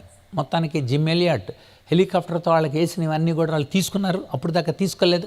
ఓకే, వాళ్ళు అంగీకారంగా ఉన్నారని భావించాడు. హెలికాప్టర్ని కిందకి దించాడు, చక్కగా వెళ్ళాడు, వాళ్ళతో పాటు ఉన్నాడు. అంతే, ఆ సాయంత్రానికల్లా అతన్ని చంపేశారు బాణాలతో. సో మీరు జిమ్ ఎలియాట్ యొక్క 27వ సంవత్సరంలో అంత రోషం కలిగి ప్రభు కోసం ఎలా నిలబడగలిగాడు? వాళ్ళ భార్య, పిల్లలు, ఆ తర్వాత కిమ్ యేసు ప్రభుని నమ్ముకున్నాడు. ఆ చరిత్ర చదివినప్పుడు ప్రభువా, ఒకడు క్రీస్తు కోసం సాక్షి అయిపోతే ఆ రక్తం అక్కడ అద్భుతమైన రిజల్ట్ని ఇచ్చింది. అనేక మంది మరి నరమాంసభక్షం, అలాగే జాన్ జీ పేటన్ నరమాంసముల మధ్య ఎలా పనిచేశారో వీళ్ళ జీవితాలు చదువుతున్నప్పుడు యవనస్తులు ప్రభు కోసం కావాలి, ప్రభు కోసం నిలబడాలి, ఈ మానేయాలి. కనుక అవి మాని ఎలా సాధ్యం? పౌలు అంటాడు, రోమపత్రిక 7వ అధ్యాయం 15వ వచనం, ఏలయనగా నేను చేయనది నేను ఎరగను, నేను నిశ్చయించినది చేయక ద్వేషించిందే చేస్తున్నా. వద్దనుకుంటున్నాను, చేసేస్తున్నాను. చూడకూడదు అనుకుంటున్నాను, చూసేస్తున్నాను. అలా అసలు ఎందుకురా, మనకెందుకురా అనుకుంటానా, అంతే ఆ సైట్లు ఓపెన్ చేసేస్తున్నాను నేను. అలా ఇంకా ఈ రోజున నిర్ణయం చేసుకున్నాను 1వ తారీఖున అని అనుకుంటానన్నయ్య. 2 రోజులు గడిచిందంటే అంతే, 3 రోజులు మళ్ళీ మామూలు అయిపోయానని. నేను అది చెయ్యాలనుకుంటున్నాను, చేయలేకపోతున్నాను అంటాడు పౌలు. అంతేకాదు 17, ఇకను దాన్ని చేయనది నా యందు నివసించు పాపమే, నేను కాదు. అంటే నాలో ఉన్న పాపం నన్ను అలా చేయిస్తుంది. ఇది బాగా ఆలోచించాలి. తర్వాత 18వ వచనం, నా యందు అలాగా నా శరీరమందు మంచిదేది నివసింపదని నేను ఎరుగుదును, మేలైనది చేయవలనన్న కోరిక నాకు కలుగుచున్నది, కానీ దాన్ని చేయుట నాకు కలుగుటలేదు. నేను చేయగోరు మేలు చేయక చేయగోరని కీడు చేస్తున్నాను. చేయాలనుకున్నది కాకుండా చేయకూడదే చేస్తున్నాను నేను. కారణం నాలో ఉన్న పాపమే. ఇంకా చెప్తాడు, కాబట్టి 20వ వచనం, నేను కోరని దాన్ని చేసిన ఎడల నా యందు నివసించు పాపమే, కానీ నేను కాదు. అంటే నాకు తెలియకుండానే నాలో ఈ డ్రైవ్ నన్ను రెచ్చగొడుతుంది. కాబట్టి మేలు చేయగోరు నాకు కీడు చేటు కలుగుచున్నదని ఒక నియమం ఏదో నాలో కనబడుచున్నది. ఏదో వేరొక నియమం ఉంది నాలో, అది నా కాన్షియస్ని ఓవర్కమ్ చేస్తుంది. మాలో అంతరాత్మ ఉంటుంది అనమాట. అంతరాత్మ, ఈ అంతరాత్మను కూడా అది ఓవర్లాప్ చేస్తూ ఉంది. కనుక మనిషి లోపల అంతర్గతంగా దాగి ఉన్న ఈ సిగ్మండ్ ఫ్రాయిడ్ అనే ఒక శాస్త్రవేత్త సైకాలజీలో మనస్సు దాని నిర్మాణాన్ని రాసినవాడు సైకో అనలిటిక్ థియరీలో. సిగ్మండ్ ఫ్రాయిడ్ చెప్తాడు, ఈ విషయాన్ని చక్కగా ఎక్స్ప్లెయిన్ చేస్తాడు. మనిషి లోపల ఒక లిబిడో అనే ఒక పవర్ ఉంది. ఆ పవర్ మన అంతరాత్మను ఓవర్కమ్ చేసేస్తుంటుంది చాలాసార్లు అని బైబిల్ ఎప్పుడూ చెప్పింది. ఆ రెఫరెన్స్ కూడా అక్కడ కోట్ చేయడం జరిగింది. కనుక ఈ యొక్క పాపము శరీరంలో దాగుంది, అంతరాత్మే మనకుంది, ఈ మధ్యలో మనస్సు ఉంది. జాగ్రత్తగా గమనించాలి ఈ స్ట్రక్చర్ ఆఫ్ మైండ్. శరీరము, దానిలో దాగి ఉన్న పాపం, ఆత్మ, అంతరాత్మ, మనస్సు. ఇప్పుడు నీ మనస్సుకి కళ్ళు, చెవులు, ముక్కు, నోరు, చర్మం ఇవన్నీ కూడా కలిసి ఉన్నాయి. ఈ మనస్సు ఈ శరీరం వైపుకు మళ్ళిందనుకోండి, అటే చూస్తుంది అనుకోండి, శరీరానుసారమైన మనస్సు అవుతుంది. ఈ మనస్సు ఆత్మ వైపుకు మరలిందనుకోండి, ఆత్మానుసారమైన మనస్సు అవుతుంది. అంటే నీ మనస్సు ఎటువైపు తిరుగుతుందో అది నీ వ్యక్తిత్వం అవుతుంది. ఇది 8వ అధ్యాయం 5వ వచనం. శరీరానుసారులు శరీర విషయముల మీద మనస్సు ఉంటారు, ఆత్మానుసారులు ఆత్మ విషయాల మీద మనస్సు ఉంటారు. ఈ మనస్సు శరీరం కలిసిందనుకోండి, శరీరానుసారమైన మనస్సు దేవునికి విరోధమై ఉన్నది కదా. అక్కడ శరీరానుసారమైన మనస్సు మరణము, ఆత్మానుసారమైన మనస్సు జీవమును సమాధానం. నీ మీద ఆధారపడి ఉంది. ఇప్పుడు నీ మనస్సు ఇటు శరీరం వైపుకు మళ్ళీ శరీర కోరికలు నెరవేర్చుకోవటానికి కోసం, నీ సొంత ఇచ్చలను నెరవేర్చుకోవటం కోసం, ఈ శరీరంలో దాగి ఉన్న ఈ ఇచ్చ, ఈ కోరికే, వీటి కోసం నువ్వు గనుక నీ మనస్సును ఇటువైపు తిప్పితే శరీరానుసారమైన మనస్సు అవుతుంది అది. అదే నీ మనస్సు దేవుని యొక్క నియమాల ప్రకారం ఒకవేళ ఆత్మ వైపుకు మీరు నడిస్తే, లేక నీ అంతరాత్మ లోపలికి దేవుని ఆత్మ బోధిస్తూ ఉంటాడు కనుక దాని ప్రకారం నువ్వు సరెండర్ అయితే ఆత్మానుసారమైన మనస్సు అవుతుంది.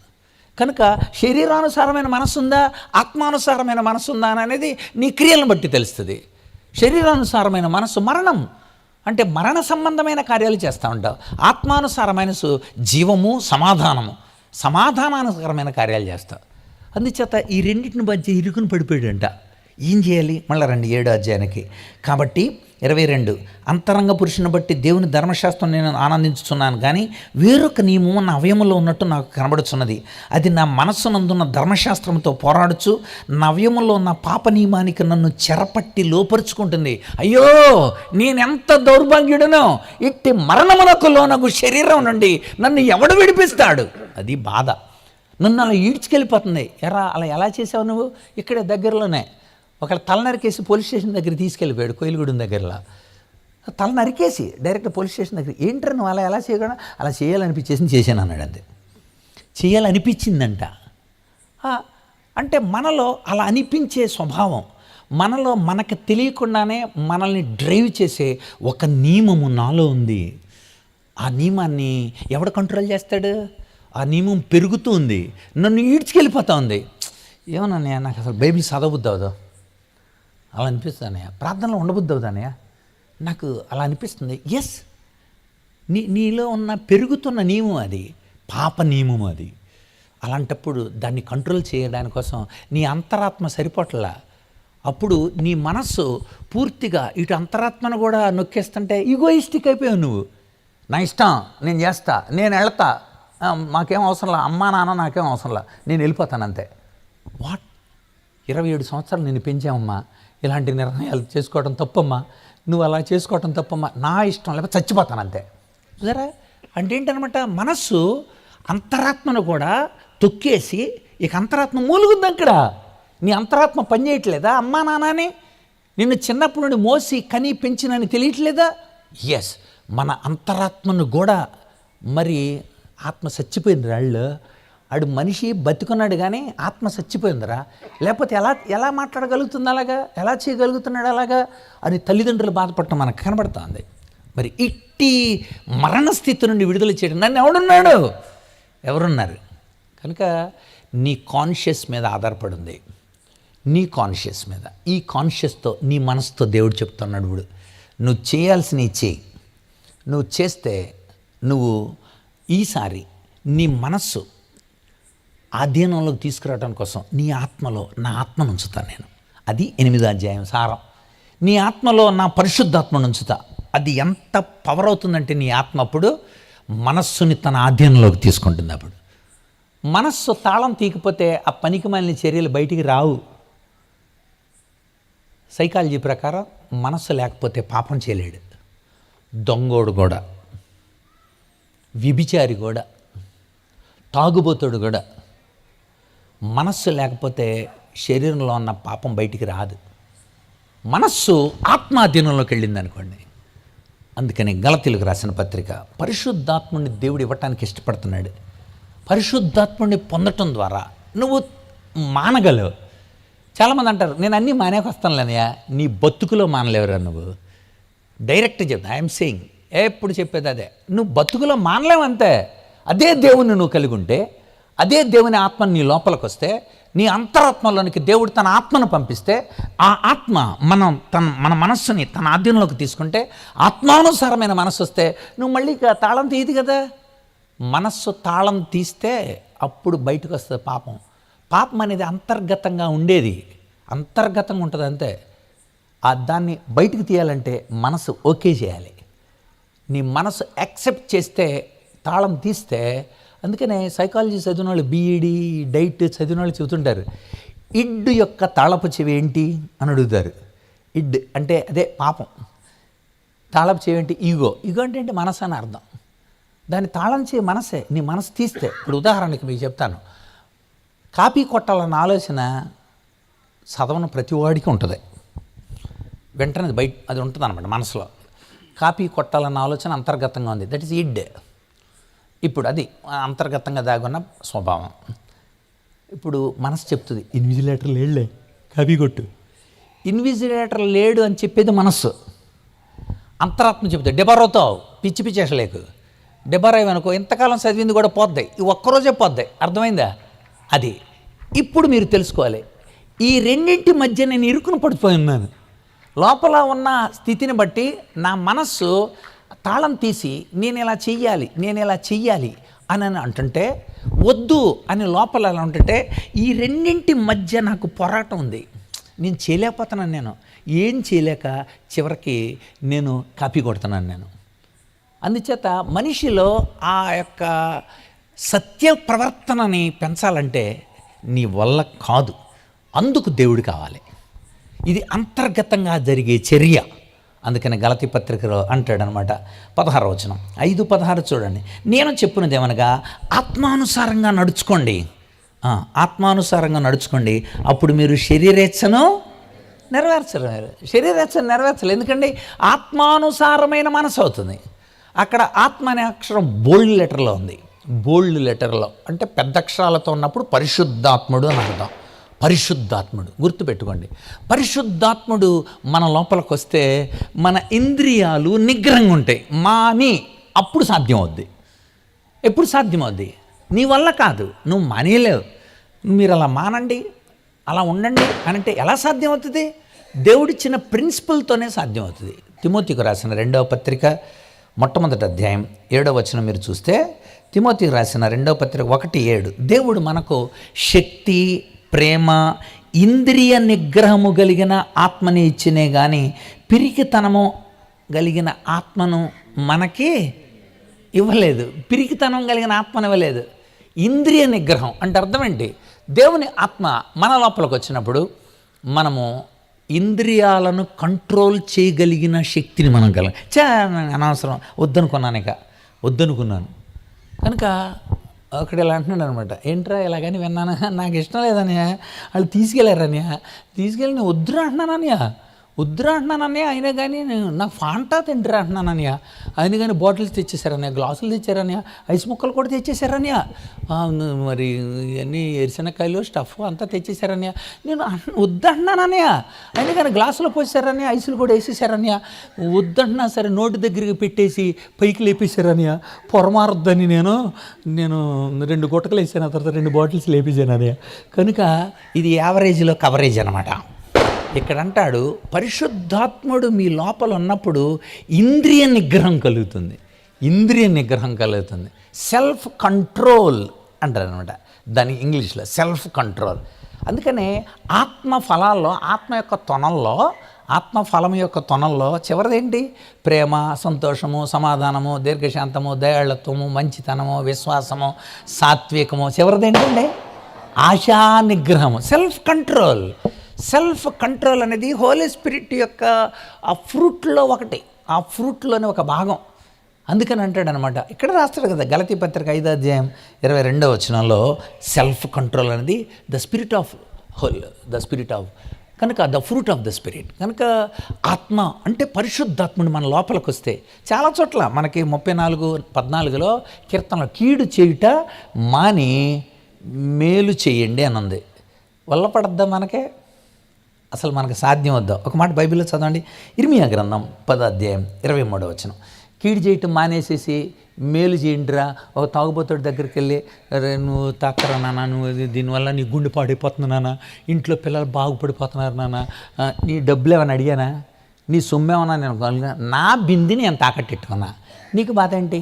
మా పెళ్ళం పుస్తులు నేను తాకట్టెట్టుకున్నా, నీకు బాధ ఏంటి అంటాడు తప్ప, కీడు చేయకురా నాన్న, అమ్మో ఎంత నష్టమో తెలిసారా, ఎంత ఎక్కువైపోతుందో తెలిసారా, నీ భార్య ఎంత కష్టం అంటే ఆడికి ఎక్కదు. ఎలా ఎక్కుద్ది? అన్ని కంట్రోల్ చేయగలిగిన పవర్ ఏముంది అక్కడ? చితక బాధేసి బిందు నీళ్ళ మీద పోసేస్తేనే ఆ రోజుకల్లా దులుపుకుంటాడు, మళ్ళీ తెల్లారు రెడీ. అంటే మనిషిని కంట్రోల్ చేయగలిగిన శక్తి మనిషిలో లేదు, అందుకు దేవుడు అవసరమైంది. ఇక్కడ చదువుతాడు చూడండి, చదవండి అక్కడ మాట. ఇర్మియా గ్రంథం 10వ అధ్యాయం 23వ వచనం చదవండి. ఇర్మియా గ్రంథం చదవండి. తమ మార్గాన్ని ఏర్పరచుకోవటం వాళ్ళ వశములో లేదనియు, మనుషులు తన ప్రవర్తన యందు చక్కగా నడవటం అనేది వాళ్ళ వశంలో లేదని అది తెలుసుకోవాలి. మీరు కూడా మీ అంతటికి మీరు నేను మారిపోవాలన్న అలా చేయగలిగితే ఇంకా దేవుడు ఎందుకు? దేవుని యొక్క శక్తి ఎందుకు? నమ్ముకోవటం ఎందుకు? దేవుని యొక్క రక్తంతో కడగబట్టం ఎందుకు? పరిశుద్ధాత్మని లోపల కలిగి ఉండటం ఎందుకు? కనుక మనుషులు సన్మార్గంలో మార్చబట్టం అనేది వారి వశంలో లేదు. కనుక దేవుని వాళ్ళు నిజంగా మారాలనే మనసు నీకుంటే, నిజంగా నువ్వు దేవుణ్ణి కోరుకుంటే, నిజంగా దేవుని వెతికే, అయ్యా నాకు ఆ శక్తి లేదు కనుక ఇందులో నుండి నేను బయటికి రావాలన్నాయా, అయ్యో ఇట్టి మరణమునకు లోనగు శరీరము నుండి నన్ను ఎవడు విడిపిస్తాడు అనని అంగలార్చాడు పౌలు. జవాబు అక్కడే ఉంటుందన్నమాట. జవాబు ఏం జవాబు పొందాడో చూద్దాం. అక్కడ చూడండి, అక్కడ చూసాం మనం ఇందాక రోమపత్రిక 7వ అధ్యాయం 25. మన ప్రభు అయిన యేసుక్రీస్తు ద్వారా నేను దేవునికి కృతజ్ఞతాస్తుతులు చెల్లిస్తున్నా. ఎందుకని? యేసు ప్రభువే దీనికి సమాధానం చెప్పాడు. యేసు ప్రభువే చెప్పాడు అనమాట. ఏమని చెప్పాడు? యోహాను 1వ పత్రిక 1వ అధ్యాయం 7 నుండి 9 వచనాలు మీరు చదివితే 7వ వచనంలో, ఆయన వెలుగులో నడిచిన ప్రకారం మనం కూడా వెలుగులో నడిచిన ఎడల మనము అన్యోన్య సహవాసం కలిగిన వారమైందము. అప్పుడు ఆయన కుమారుడని యేసు రక్తం ప్రతి పాపం నుండి మనల్ని పవిత్రులుగా చేయను. Very good. అక్కడ 8వ వచనం, మనం పాపం లేని వారమని చెప్పుకునే ఎడల మనల్ని మనమే మోసపుచ్చుకుందాము మరియు మనలో సత్యం ఉండదు. 9వ వచనం, మన పాపములను మనం ఒప్పుకొని ఎడల ఆయన నమ్మదగిన వాడు నీతిమంతుడు గనుక ఆయన మన పాపాలు క్షమించి సమస్త దుర్నీతి నుండి మనల్ని పవిత్రులుగా. అక్కడ దుష్టత్వం దుర్నీతి నువ్వు మాని ఎలా మాంతావు అని అంటే, దేవుని దగ్గర మన స్థితులు ఒప్పుకున్నప్పుడు యేసు రక్తం ప్రతి పాపం నుండి మనల్ని పవిత్రులుగా చేస్తుంది. ఎప్పుడైతే ఆయన రక్తం మనల్ని కడిగాడో అప్పుడు పరిశుద్ధులుగా మార్చబడినప్పుడు దేవుని ఆత్మ మన ఆత్మలో నివసిస్తాడన్నమాట. ఆయన నివసించడానికి యోగ్యంగా మనం పరిశుద్ధపరచబడాల. అదే కొరింథీ 1వ పత్రిక 6వ అధ్యాయం 19వ వచనం, మీ దేహము దేవుని వలన మీకు అనుగ్రహింపబడి మీలో ఉన్న పరిశుద్ధ ఆత్మకు ఆలయమై ఉన్నదని మీరు ఎరుగరా? మీరు మీ సొత్తు. ఎందుకని? రక్తంతో ఆయన కన్నాడు కదా, రక్తంతో కొన్నాడు కదా. కన్నాడని ఉందా? ఉంది బైబిల్లో. యాకోబు 1:18 యాకోబులోనే ఉంటుంది. సత్యవాక్యము వలన తన సంకల్పము ప్రకారము మనలను కనెను. కన్నాడైనా, రక్తంతో కొన్నాడైనా, కన్నాడైనా. ఇప్పుడు ఆయన బిడ్డలమయ్యాం. ఆయన బిడ్డలమైనందుకు దేవుడు తన ఆత్మను మనలో ఉంచాడు. గలతీ పత్రిక 4వ అధ్యాయం, గలతీ పత్రిక 4వ అధ్యాయం, మనం పిల్లలమయ్యాం కదా కన్నందుకు. 6వ వచనం, మరియు మీరు కుమారులై ఉన్నందున నాయన తండ్రి అని మొర్రపెట్టు తన కుమారుని ఆత్మను దేవుడు మన హృదయములోనికి పంపెను. ఓహో, ఇది మనలో జరిగిన అద్భుతమైన అంతర్గత చర్య. పరిశుద్ధాత్ముడు మన లోపలికి వచ్చాడు. ఇప్పుడు మన ఆత్మలో పరిశుద్ధాత్ముడు ఉన్నప్పుడు మనం ఆయన ఆధీనంలో ఉన్నాం. ఈ ఆత్మ అప్పుడు మనస్సు స్వాధీనంలో ఉంచుకుంటుంది. ఆత్మానుసారమైన మనస్సు, అది సమాధానం. అప్పుడు నువ్వు ఇక్కడ ఇంత క్రితం చెప్పాడు మాని, ఎలా మానగలవు? నువ్వే అసహించుకుంటున్నావు, నువ్వే ఇష్టపడలేదు నువ్వు. ఎందుకంటే ఆత్మానుసారమైన మనస్సు మనకు కలిగింది, ఆత్మానుసారమైన మనస్సు. అందుకోసమే అక్కడ రాస్తూ కొలస్సీలకు రాసిన పత్రికలో ఒకసారి చూడండి. కొలస్సీ పత్రిక మొట్టమొదటి అధ్యాయం 13వ వచనం చదువుదాం. కొలస్సీ పత్రిక 1:13 చూడండి. అక్కడ ఆయన మనలను అంధకార సంబంధమైన అధికారంలో నుండి విడుదల చేసి తాను ప్రేమించిన తన కుమారుని యొక్క రాజ్య నివాసులుగా మనల్ని చేశాడు. ఆ కుమారుని యందు మనకు విమోచన, మన పాపానికి క్షమాపణ కలిగింది. అంటే మనము ఫైన్ పొందాలి. తప్పు చేసిన వాళ్ళకే సహజంగా ఎవరైనా తప్పు చేసిన అనుకోండి 500 జరిమానా 6 నెలల జైలు శిక్ష అంటారు. అక్కడ మీకు అర్థమైందా? 2 ఉంటాయి అక్కడ. ఒకటి జరిమానా, రెండవది జైలు శిక్ష. మనకు కూడా మనం చేసిన పాపాన్ని బట్టి ఆయన మనకు వెల చెల్లించాల్సి వచ్చింది. ఆ వెల మన పాపానికి వెల. అలా చెల్లించకపోతే మనం ఇంకా రుణస్థులమై ఉంటాం. అపవాది రుణపత్రాన్ని తీసుకొచ్చాడు. రుణపత్రాన్ని ఇగో పాల్సన్ ఎలాంటోడు అని అపవాది చేస్తే యేసుప్రభు వెంటనే ఆ రుణపత్రాన్ని మేకులతో సిలువ కొట్టేశాడు. దాని మీద ఉన్న చేవ్రాతను తుడిచేశాడు. అట్టం లేకుండా ఎత్తేశాడు. పాపాలన్నింటినీ క్షమించాడు. తనతో పాటు కూర్చుండబెట్టుకున్నాడు. ఇదే కొలస్సీ పత్రిక 2:13 వచనం. కనుక మన రుణపత్రాన్ని ఆయన మేకులతో సిలువ కొట్టి అందుకోసం రక్తాన్ని కార్చాడు. రక్తాన్ని పాప పరిహారార్థంగా ఆయన వెల చెల్లించాడు. అలా చెల్లించి రక్తంతో కడుక్కపోతే పరిశుద్ధాత్ముని లోపల ఉండటానికి వీల్లేదు. పరిశుద్ధాత్ముని లోపలికి రాకపోతే నువ్వు ఇంద్రియ నిగ్రహం పొందలేవు. ఇంద్రియ నిగ్రహం నువ్వు పొందలేకపోతే దౌర్జన్యకారుడు అవుతాను. దుష్టత్వాన్ని మానలేవు నువ్వు. దట్ ఈజ్ మనలో జరిగే ప్రక్రియ, ఇన్నర్ యాక్టివిటీ ఇది. అందుచేత ఈ కార్యక్రమం జరగడానికి కోసం మత్తయి సువార్త 20:28 వచనం. మత్తయి 20:28 ఆయన పరిచారం చేయించుకుంటకు రాలేదు, పరిచారం చేయుటకును అనేకులకు ప్రతిగా విమోచన క్రయధనముగా. క్రయం అంటే కొనుక్కోవటం. నిన్ను విడుదల చేసి తన బిడ్డగా చేసుకోవటానికి కోసం క్రయధనముగా డబ్బు ఇవ్వాలి కనుక తన ప్రాణమునిచ్చాను. రక్తము = ప్రాణము కనుక ప్రాణం ఇచ్చేశాడు, అంటే రక్తం ఇచ్చేశాడు ఆయన. ఎందుకో తెలుసా? నిన్ను కొనుక్కున్నాడు. నిన్ను అలా తన బిడ్డగా చేసుకున్నాడు కనుక, తన రక్తంతో నిన్ను కడిగాడు కనుక పరిశుద్ధమైన నీ యొక్క హృదయంలోనికి దేవుడు తన పరిశుద్ధ ఆత్మను గిఫ్ట్గా పంపాడు అన్నమాట. గిఫ్ట్గా, ఎందుకంటే మనల్ని నడిపించడానికి. అపోస్తల కార్యాల గ్రంథం 2:28 వచనం. అపోస్తల కార్యాలు 2:28 త్వరగా. కనుక ఎలా మానాలండి అంటే మానటం సాధ్యం కాదంటే ఒక్క దేవుడి వల్లనే. నువ్వు మామూలు చిరుతుపులి తన మచ్చలను మార్చుకోనగలదా? కూషు దేశస్థుడు తన చర్మమును మార్చుకొనగలడా? ఇప్పుడు ఆఫ్రికా వాడు తన యొక్క చర్మాన్ని మార్చుకోగలడా? మార్చుకోలేడు. చిరుతపులి తన మచ్చలను మార్చుకోగలరా? మార్చుకోలేదు. ఒకవేళ మార్చుకోగలిగితే కీడు చేయుట అలవాటు పడిన మీరు కూడా మేలు చేయ వల్లపడును అన్నాడు. కీడు చేస్తున్న మీరు ఈజీ, మేలు చేసేయటం సాధ్యం కాదు. ఎందుకు సాధ్యం కాదంటే నీ లోపల విత్తనం మారలేదు. విత్తనం మారాలి. విత్తన శుద్ధి కర్మాగారానికి తీసుకెళ్ళాలి. నేను టీచర్కి 22 సంవత్సరాలు చేశాను. నేను రిజైన్ చేయడానికి ముందు 2 సంవత్సరాలకు ముందు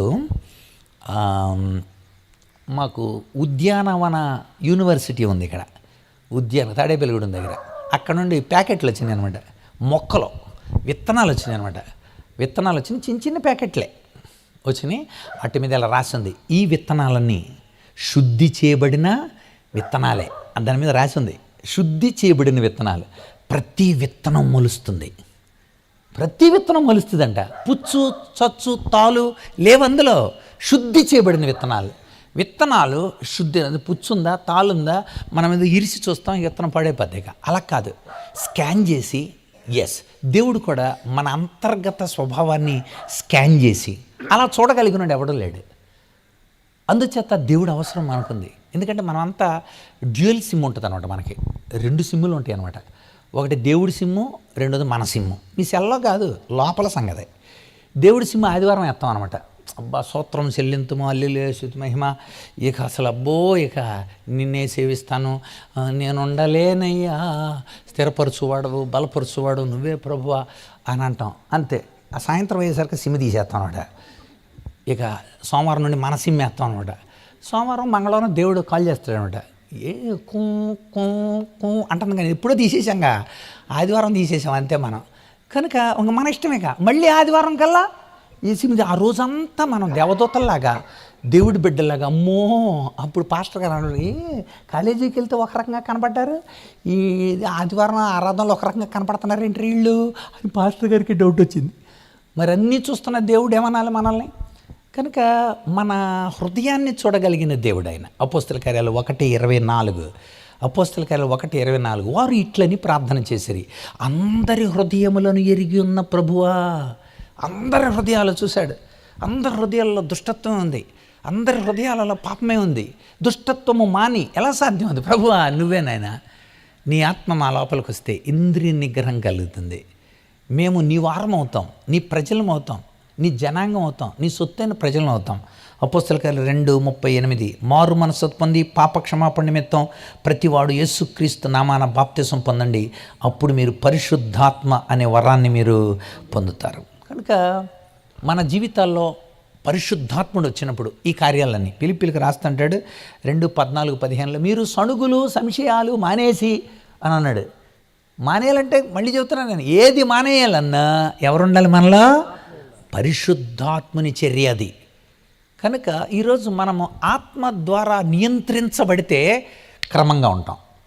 బైబిల్లో ఉందండి, ఉంది, చదవండి. గలతీ పత్రిక 5:25లో రాసి ఉంటుంది. గలతీ 5:25. మీకు అన్ని రుజువులు ఇస్తున్నా, యవనస్తులు మీరు అన్ని రుజువు చేసుకున్న తర్వాత అప్పుడు మీరు నిర్ణయం తీసుకోండి. గలతీ 5:25, ఆత్మానుసారముగా నడుచువారమైతిమా క్రమంగా నడుచుకుంటాం.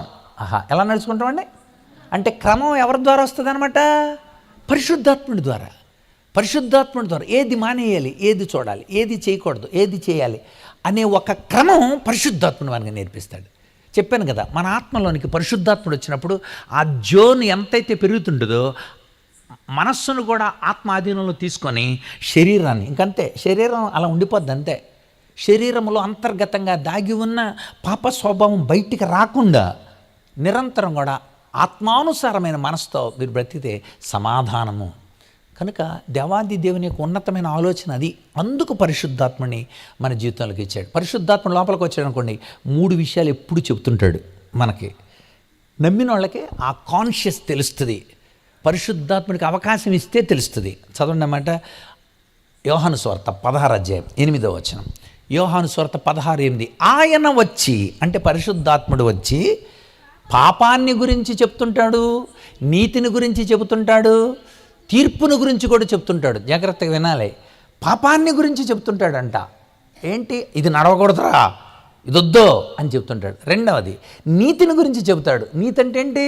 సరిగ్గా నడవటం, రైట్యూస్నెస్ ఇస్ రైట్ పాత్, సరిగ్గా నడవటం చెప్తుంటాడు. మూడవది తీర్పును గురించి చెప్తాడు. క్రిమా అనుంది మూల భాషలో, అంటే అర్థం రిజల్ట్ కూడా చెప్తుంటాడు. అంటే అర్థం నడవకుండా మార్గంలో నడిచావా, రిజల్ట్ ఇది.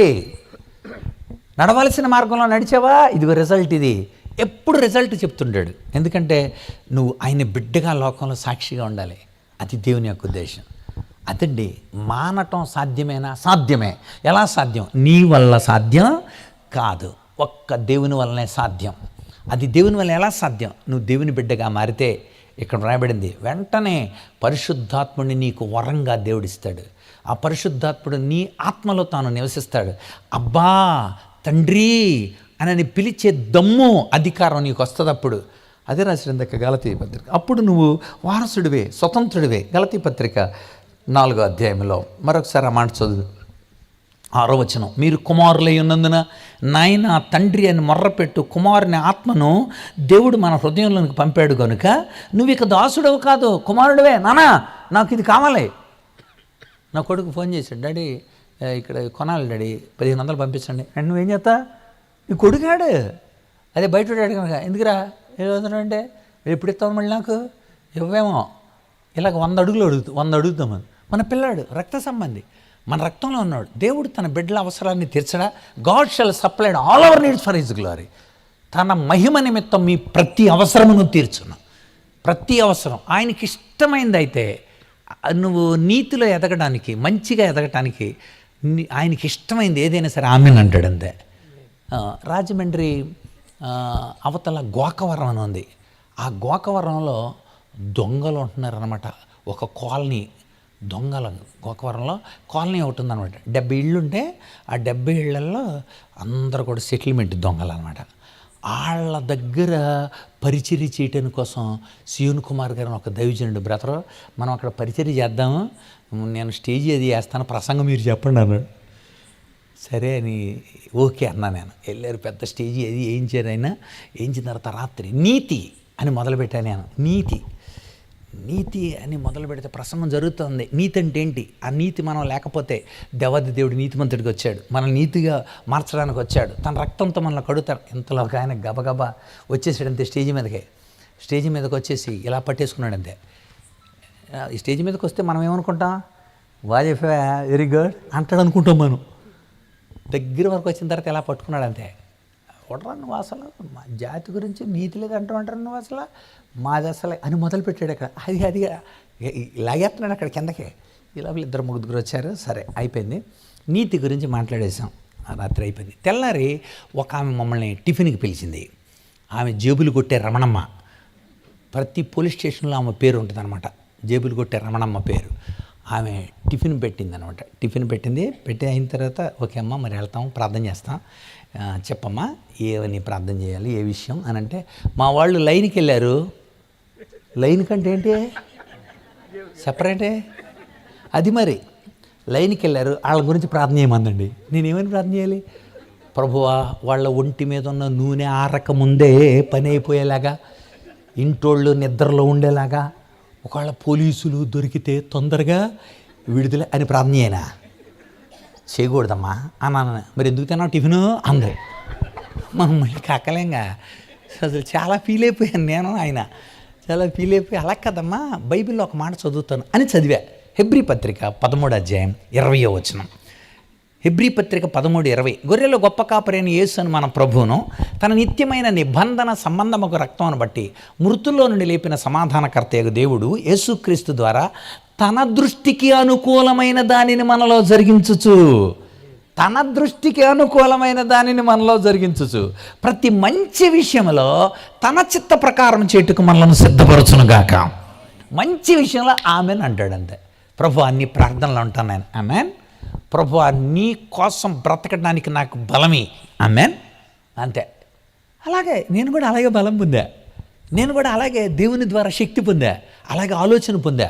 నేను ఎప్పుడు 10th క్లాస్ చదివేటప్పుడు నా ఐక్యూ 40 లోపు ఉన్న ఐక్యూ ఉన్నవాడిని ఏమంటారు? ఈడియట్ అంటారు, బుద్ధిహీనుడు అని అర్థం. కానీ నేను బుద్ధిహీనుడు కాదు. ఇప్పుడు నన్ను దేవుడు ఎంత మార్చాడు. నీతో పాటు ఉంటాను నాయన. ఎస్, అది నాకు ఇష్టమే. నీకోసం నాకు బలమే, నీకోసం నాకు సమస్తమే, నేను నీకోసం జీవిస్తా. ఎస్, దేవుడు తన కోసం మనం బ్రతకాలని యవనస్తులను కోరుకుంటాడు. అందుకే ప్రతి మంచి విషయంలో కనుక ఆత్మ ద్వారా ఈ కార్యం జరుగుద్ది. మాని రైట్. రెండవ విషయానికి రండి. యాకోబు రాస్తూ అన్నాడు, 1 మీరు దుష్టత్వాన్ని వీటిని మానేయాలంటే పరిశుద్ధాత్మను మనం కలిగి ఉండాలి. పరిశుద్ధాత్మను కలిగి ఉండాలంటే ఆయన రక్తంతో కడగబడాలి. ఆయన రక్తంతో కడగబడాలంటే మన పాపాలు దేవుని దగ్గర ఒప్పుకోవాలి. అలా ఒప్పుకున్నప్పుడు ఆయన నమ్మదగినవాడు, నీతిమంతుడు కనుక తన రక్తంతో కడిగి తన ఆత్మను మనలో ఉంచి మనము దుష్టుని జయించేలాగా, శరీర సంబంధమైన వాటిని జయించేలాగా మనకు శక్తి ఇస్తాడు. That is victory. యేసు క్రీస్తునందు జయము అనుగ్రహించుచున్న దేవునికి స్తోత్రము. అసలు ఎంత ఆ మాట ఎక్కడుంది? కొరింథీ మొదటి పత్రిక 15వ అధ్యాయం 57వ వచనంలో ఉంటుంది చూడండి. కొరింథీ మొదటి పత్రిక 15:57 ఏమనుంది అక్కడ? త్వరగా, అయినను మన ప్రభు అయిన యేసుక్రీస్తు ద్వారా మనకు జయం అనుగ్రహించుచున్న, అంటే యేసుక్రీస్తు ద్వారానే విక్టరీ త్రూ క్రైస్ట్. అది మీరు రాసుకోవాల్సిందట. యేసుక్రీస్తు ద్వారా మనకు జయం, శరీరం మీద జయం, లోకం మీద జయం, పాతాళం మీద జయం, సాతాను మీద జయం, పనికిమాలిన ఆలోచనల మీద జయం, అసలు పనికిమాలిన ఆలోచనలు వస్తే పౌలు అంటాడు, మీరేం చేయాలి తెలుసా, ఆలోచనని అరెస్ట్ చేయాలంట. అరెస్ట్ చేయటం అంటే ఏంటి? మళ్ళీ బయటికి రాకుండా ఆ పదాన్ని చూపినా అంటే అరెస్ట్ చేయమన్నాడు అనమాట. కొరింథీయులకు రాసిన 2వ పత్రిక ఒకసారి చూడండి. కొరింథీయులకు రాసిన 2వ పత్రిక 10వ అధ్యాయం 3వ వచనం నుండి. మేము శరీర ద్వారాలమే నడుచుకొనిచున్నాం, శరీర ప్రకారం యుద్ధం చేయం. మా యుద్ధోపకరణాలు శరీర సంబంధమైనవి కావు, దేవుని ఎదుట దుర్గాల్ని పడద్రోయగలిగినంత బలం కలిగినవి. మేము వితర్కాల్ని, దేవుని గురించిన జ్ఞానాన్ని అడ్డగించే ప్రతి ఆటంకాన్ని పడద్రోసి ప్రతి ఆలోచనను క్రీస్తుకు లోబడినట్లుగా చెరపట్టి. పనికి మన ఆలోచన ఇవ్వడం చెబుతున్నాడు అనుకోండి, సాతాను కడితే ఊరికా నేను అలా చేయను రా అని అనేసి ఇంకా మళ్ళీ చేయకుండా ఉండటానికి మనం అరెస్ట్ చేస్తూ ఉంటాం ఆలోచనల్ని. ఎలా జరిగింది ఇది? క్రీస్తులో. ఎలా జరిగింది ఇది? ఆయన బిడ్డలం, ఆయన జనాంగం, ఆయన సొత్తైన ప్రజలం, ఆయన పేరు పెట్టబడిన వాళ్ళం, ఆయన ఆత్మ మనలో ఉన్నాడు. మన పాపాలను క్షమించి సమస్త దుర్నీతి నుండి మనల్ని పవిత్రులుగా చేశాడు, దుష్టత్వం నుండి తీసేశాడు. ఇంకా మళ్ళీ చేయకుండా పరిశుద్ధాత్ముణ్ణి మన లోపల ఉంచాడు. కనుక ఇది మన జీవితాల్లో జరగవలసిన గొప్ప కార్యం. రెండవది మళ్ళీ ఒకసారి చూడండి, యాకోబు పత్రిక. మీరు సమస్త కల్మషం, దుష్టత్వం వీటన్నిటిని మాని లోపల నాటబడిన వారై. చాలా అద్భుతమైన మాట ఇది, లోపల నాటబడిన వారై. ఎక్కడ నాటబడాలండి? లోపల నాటబడాలి. కనుక దేవుని వాక్కు నిరంతరం నీ హృదయం లోపల ఉండాలి. దేవుని వాక్కు చాలామంది చేతుల్లో పట్టుకుంటారు, పాటల్లో పాడతారు, కానీ హృదయంలో ఉందా దేవుని వాక్కు? అందుకనే ఒక ప్రవచనాన్ని ఎత్తి రాశాడు హెబ్రీ పత్రిక 8వ అధ్యాయం 10వ వచనంలో. ఆ దినములైన తర్వాత ఇజ్రాయేలు ఇంటి వారితో నేను చేయబోయే నిబంధన ఏదనగా, చూడండి, వారి మనస్సులో నా ధర్మ విధులను ఉంచేదను, వారి హృదయాల మీద రాస్తా. అబ్బాబ్బా, ఎక్కడ రాస్తాడండి? హృదయాల మీద రాస్తాడు. ఎక్కడ పెడతాడు? మనస్సు అనే పెట్టులో. ఇంత క్రితం ఎక్కడ రాశాడు? పలకల మీద రాశాడు. ఎక్కడ పెట్టాడు? మందసంలో పెట్టాడు. పలకల మీద రాసి మందసంలో పెట్టాడు. ఇప్పుడు హృదయాల మీద రాసి మనస్సులో పెడతాడు. కనుక నీ మనసుకు తెలుస్తూ ఉంటుంది, నీ కాన్షియస్గా తప్పదే నేను చేయలేనండి అని నేను అలా ఏకీపించలేను. ఓకే, నువ్వు ఎలా చెప్పగలుగుతున్నావు అంటే వాళ్ళు తమ్మును తాము పరిశుద్ధపరుచుకోవాలని ఆ కాన్షియస్ వచ్చేసింది. అది వాళ్ళ హృదయాల్లో ఉంది. బెస్ట్ ఎగ్జాంపుల్ దానియేలు, హనన్య, మిషాయేలు, అజర్యా, 4 బబులోనికి. ఇంకా చాలామంది ఉన్నారు. ఫస్ట్ విడతలో నెబుకద్నెజర్ వాళ్ళని తీసుకెళ్ళిన తర్వాత వాళ్ళందరికీ స్పెషల్ ట్రైనింగ్ ఇస్తూ ఉన్నాడు. ఆ ఇచ్చే స్టార్టింగ్ రోజున వాళ్ళందరికీ అందరూ భోజనాల దగ్గర ఉన్నప్పుడు ఏంటివి అని దానియేలు ఒకసారి లోపలికి వెళ్ళాడు. లోపలికి చూస్తే కొంచెం అపవిత్రమైన జంతువులు ఉన్నాయి అక్కడ, అవి యూదులు తినరు. అదేంటిది 10 మంది అనుకోసారండి మీరు తిన కదా అన్నాడు.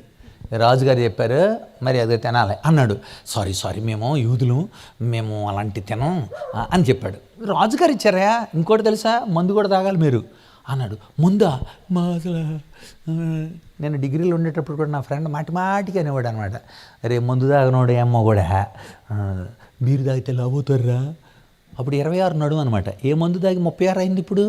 కనుక అంటే మందు తాగితేనే మగోడు, మందు తాగితేనే లావు వస్తుంది అనే పచ్చి అబద్ధాలు అంట మనల్ని మోసం చేయడానికి కోసం. అక్కడ కూడా దాన్ని వెళ్ళిపోయి నేను తాగం కుదరతాయా? సరే ఓ పని చేయి, 10 రోజులు పరీక్ష పెట్టుకో. ఎన్ని రోజులు? 10 రోజులు పరీక్ష పెట్టుకో. అందరికి మందు ఇవ్వు, మాకు మంచినీళ్ళు ఇవ్వు. అందరికీ కూడా అదిగో ఆహార పదార్థాలు, మాంసాహారాలు అన్నీ పెట్టు, మాకు శాకాహారం పెట్టు, ఓకేనా అన్నది. అబ్బాయి ఎంత ఛాలెంజ్ అండి, ఎంత ఛాలెంజ్ చూడండి. ఎందుకు అలా అన్నాడు తెలుసా? 8వ వచనం చదవాలి ముందు. దానియేలు గ్రంథం 1వ అధ్యాయం 8వ వచనం. దానియేలు 1:8.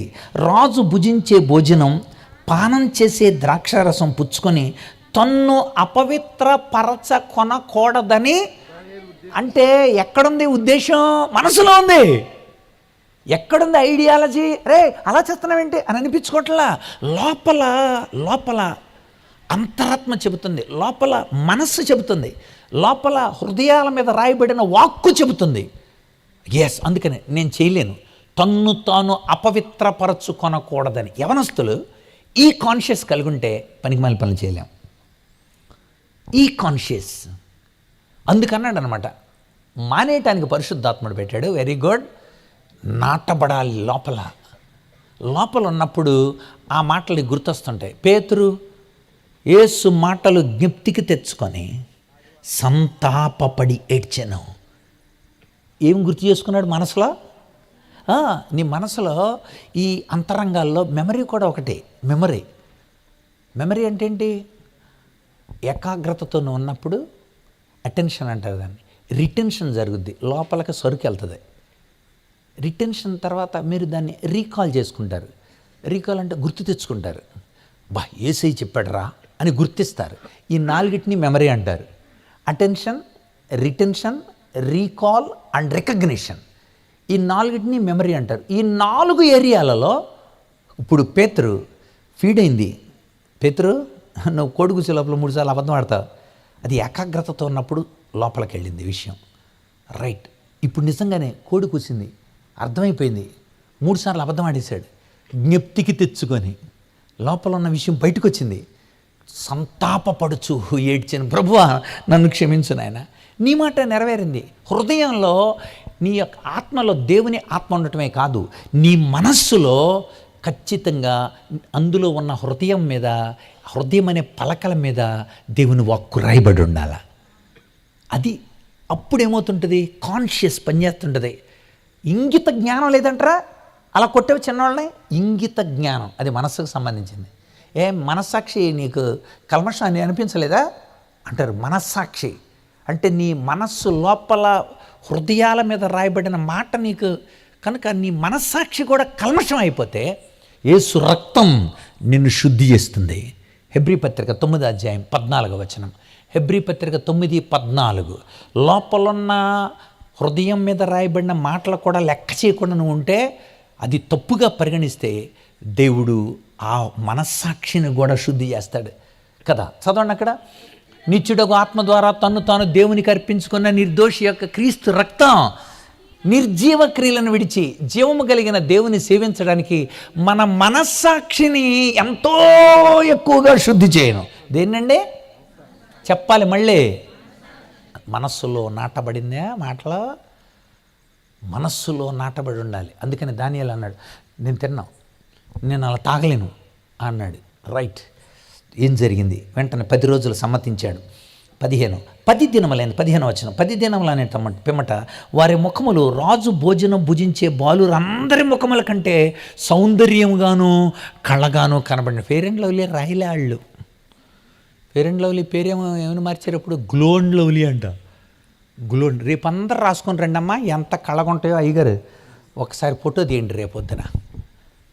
ఇక్కడ రాయబడిన మాట, నీతిగా బతుకుతున్న దానియేలు, హనన్య, మిషాయేలు, అజర్యాల ముఖాలు ప్రకాశించినాయి అంట. సరే, ఇన్నర్ పర్సనాలిటీని బట్టి, అంతరంగ స్వభావాన్ని బట్టి మనసు వికసించి కనబడుతుంది. అంతేకాదు, అలా ఉన్నందుకు దేవుడు ఇంకేం చేశాడో చూడండి. వాళ్ళకి మరియు జ్ఞానమును, దేవుడు వారికి జ్ఞానమును 17 సకల శాస్త్ర ప్రవీణత వివేచన అనుగ్రహించెను. ఎందుకు ఇచ్చాడు తెలుసా? అన్నీ సకల శాస్త్ర ప్రవీణత ఇచ్చేశాడు, వివేచన ఇచ్చాడు, దానియేలుకు స్వప్నభావాలు చెప్పడం ఇచ్చేశాడు. ఎందుకు ఇచ్చాడు తెలుసా? వాళ్ళు అపవిత్రత ఇది అన్న కాన్షియస్ వాళ్ళకి తెలిసింది. అరే ఇది నవలకూడదురా, ఇది నాలిక కింద పెట్టకూడదురా, ఇది చూడకూడదురా, ఇలాంటి మాటలు అనకూడదురా, ఇలా ఏడిపించకూడదురా, ఇలాంటి పనులు చేయకూడదురా మనం అనని ఒక కాన్షియస్ మనస్సులో మాట, మనస్సులో హృదయం పలకలు మనస్సులో పెడతానన్నాడు. ఆ పలకల మీద దేవుని వాక్కు గుర్తు చేస్తుంది. తను తాను అలా భద్రం చేసుకోవాలి. తన లోపల మనస్సు లోపల దేవుని మాటలు అలా ఉండగలగాల. అలా ఉన్నప్పుడు ఆ మాటలు నీతో మాట్లాడతాయి. అందుకు దేవుడు జ్ఞాపక శక్తి ఇచ్చాడు మీకు. మనం బాగా జ్ఞాపక శక్తి ఉంటుంది మనకి. అసలు సీరియల్ ఒకరోజు మానేస్తే వెంటనే పోసగుచ్చినట్లు చెప్పేస్తాం అంతే. ఒకడు సినిమా చూసి వచ్చేస్తే మొత్తం ఏం జరిగిందో స్టెప్పులతో సహా చెప్పేస్తాడంతే. కార్యక్రమం ఏం జరిగిందనంటే పూసగుచ్చినట్లు చెప్పేస్తారంతే. అంత జ్ఞాపక శక్తి ఉంటుంది.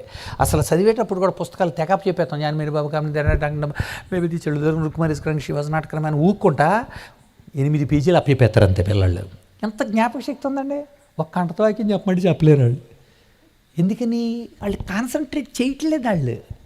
దేవుడు అంటాడు, లోపల నీ హృదయంలో ఉంచుకో, నీ హృదయం అనే పలకల మీద రాయించుకో, అంతేకాదు మనస్సుని పెట్టిలో పెట్టుకో. ఎస్, అందుకని దేవుడు అతనికి, అంతేకాదు ఇంకా జరిగింది ఏంటి, 20 వచనం, వీరి యొద్ద విచారణ చేయగా జ్ఞాన వివేకముల సంబంధమైన ప్రతి విషయంలో వీరు తన రాజ్యమందు అంతట నుండి శకునగండ్ర కంటే గారడీ విద్య గలవారి కంటే 10 అంతల శ్రేష్ఠులు. దేవుడు ఎందుకు నిన్ను ఆశీర్వదించడండి? నన్ను ఆశీర్వదించలే, సమాజానికి పనికిరానోడిని సమాజానికి పనికొచ్చేలాగా చేయలే, నిన్ను చేయడం అలాగా ఖచ్చితంగా చేస్తాడు ఆయన.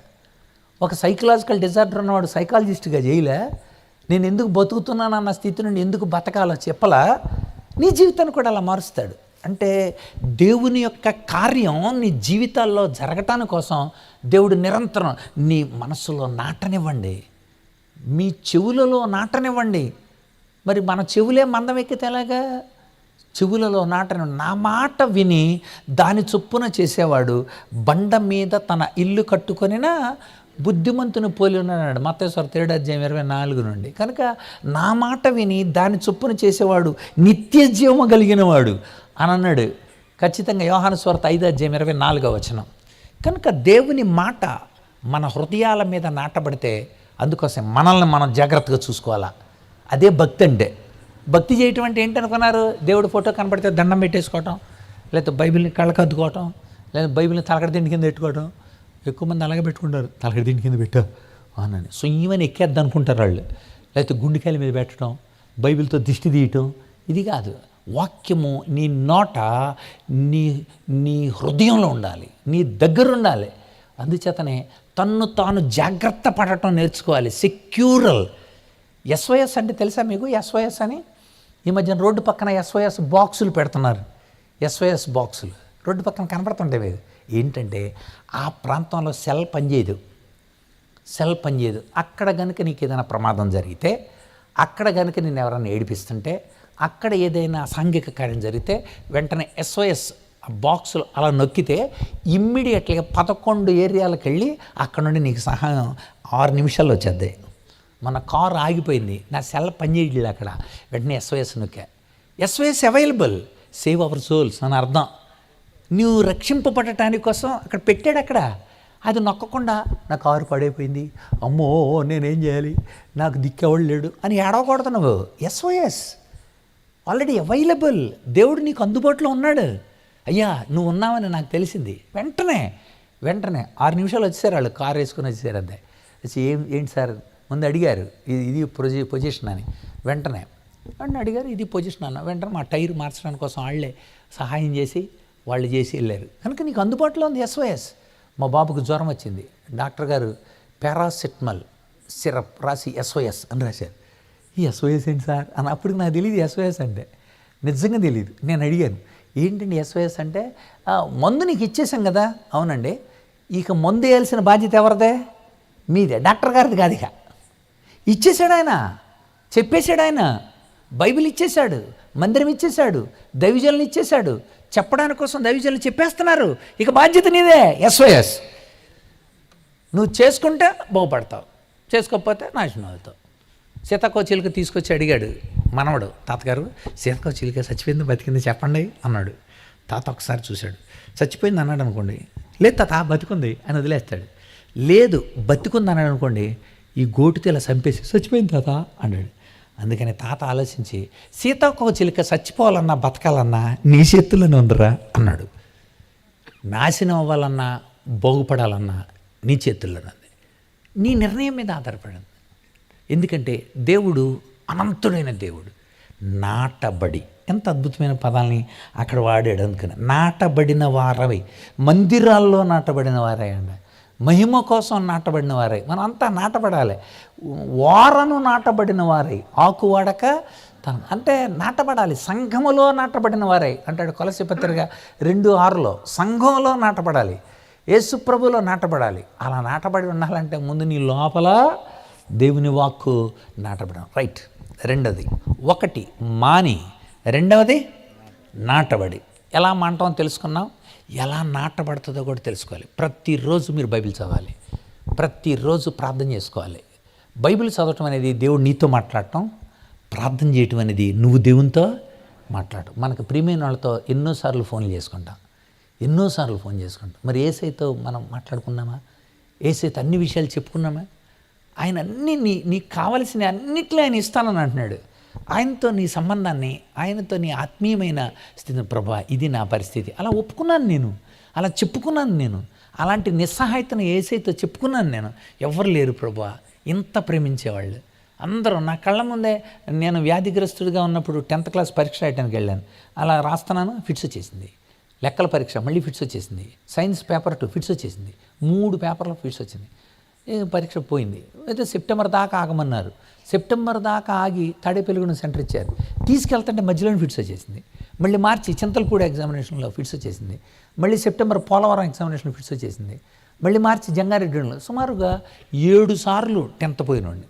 మరి అలాంటి జీవితాన్ని దేవుడు ప్రేమించాడు.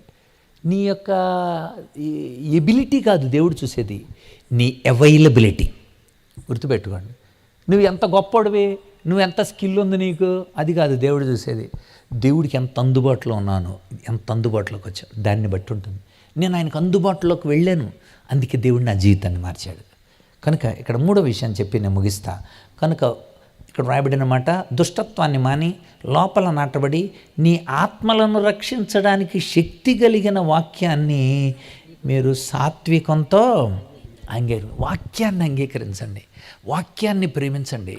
వాక్యం నీ ప్రవర్తన నియమావళి. మన కంఠస్థ వాక్యం 119, 105 ఏంటండి?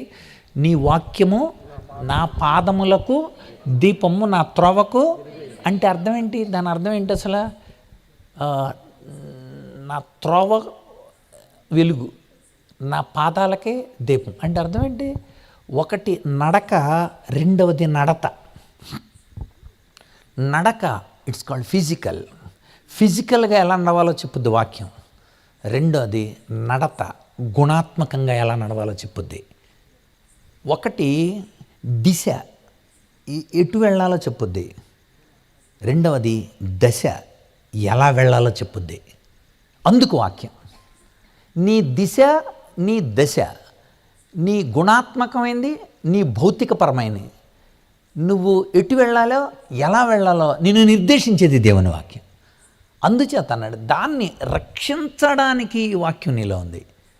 నువ్వు ఎదుగుతున్నావు, నీ మీద చాలా భయంకరమైన అపవాది యొక్క ప్రయత్నాలు ఎప్పుడు జరుగుతుంటాయి. ఎదుగుతున్న కొలది మన చుట్టూరు వైరస్ ఉంటుంది గాలిలో, అది ఎప్పుడు కూడా మన మీద దాడి చేస్తూ ఉంటుంది. మీకు వ్యాధి నిరోధక శక్తి తగ్గిపోయిన వెంటనే అది లోపలికి వచ్చేది. లోపలికి వచ్చినట్టు తెలియదు, మనకు వైరస్ లోపలికి వచ్చినట్టు తెలియదు. కానీ అవి టెంట్లు వేసేసుకొని బాగా అభివృద్ధి చెందుతున్నప్పుడు శరీరం తట్టుకోలేక అప్పుడు వేడి వస్తుంది. వేడి వచ్చిందంటే అప్పుడు తెలుస్తుంది మన లోపల వైరస్ వచ్చిందని. అప్పటికే వచ్చేది టెంట్లు వేసేసుకొని బాగా ఉత్పత్తి చేసి అన్ని గూడు కట్టుకొని ఉందన్నమాట. సో అపవాది నుండి మనం సెక్యూరల్ అవ్వాలంటే వాక్యమే. అక్కడ మీకు తెలుసు కదా, దేవుడు ఎఫెసీ పత్రిక 6వ అధ్యాయం 10 నుండి 18 వచనాల్లో మీరు అపవాదిని ఎదిరించడానికి సర్వాంగ కవచం ధరించుకోండి అన్నాడు.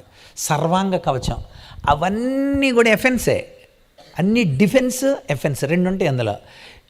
సాతాన్ని ఎదుర్కొనేయే ఎక్కువ ఉన్నాయి. ఎఫెన్స్ ఏంటో చెప్పాలి మీరు. మళ్ళీ చెబుతున్నాను చూడండి. అపవాది అగ్ని బాణాలు వేస్తాడు, మీరు విశ్వాసం అనే డాల్తో ఆపండి. ఓకే, అపవాది బాణాలు వేసి మీ తలకి గాయం చేస్తాడు, మీరు రక్షణ అనే కవచాన్ని పెట్టుకోండి. మీ గుండెని దాడి చేస్తాడు, నీతి అనే మైమరు తొడుక్కోండి. మిమ్మల్ని రాంగ్ మెథడ్లో నడిపిస్తూ ఉంటాడు, అందుకే స్వార్థ వలనైనా సిద్ధ మనసు అనే జోడు తొడుక్కోండి. సో ఇవన్నీ డిఫెన్సే. మిమ్మల్ని కుప్పకూలిపోయేలా చేస్తాడు, అందుకని సత్యమైన బెల్ట్ పెట్టుకోండి. ఇదంతా ఎదుర్కోవటానికి. కానీ అపవాదిని చంపడానికి ఒకటే ఉంది, ఏంటో తెలుసండి? వాక్యం అనే కత్తి.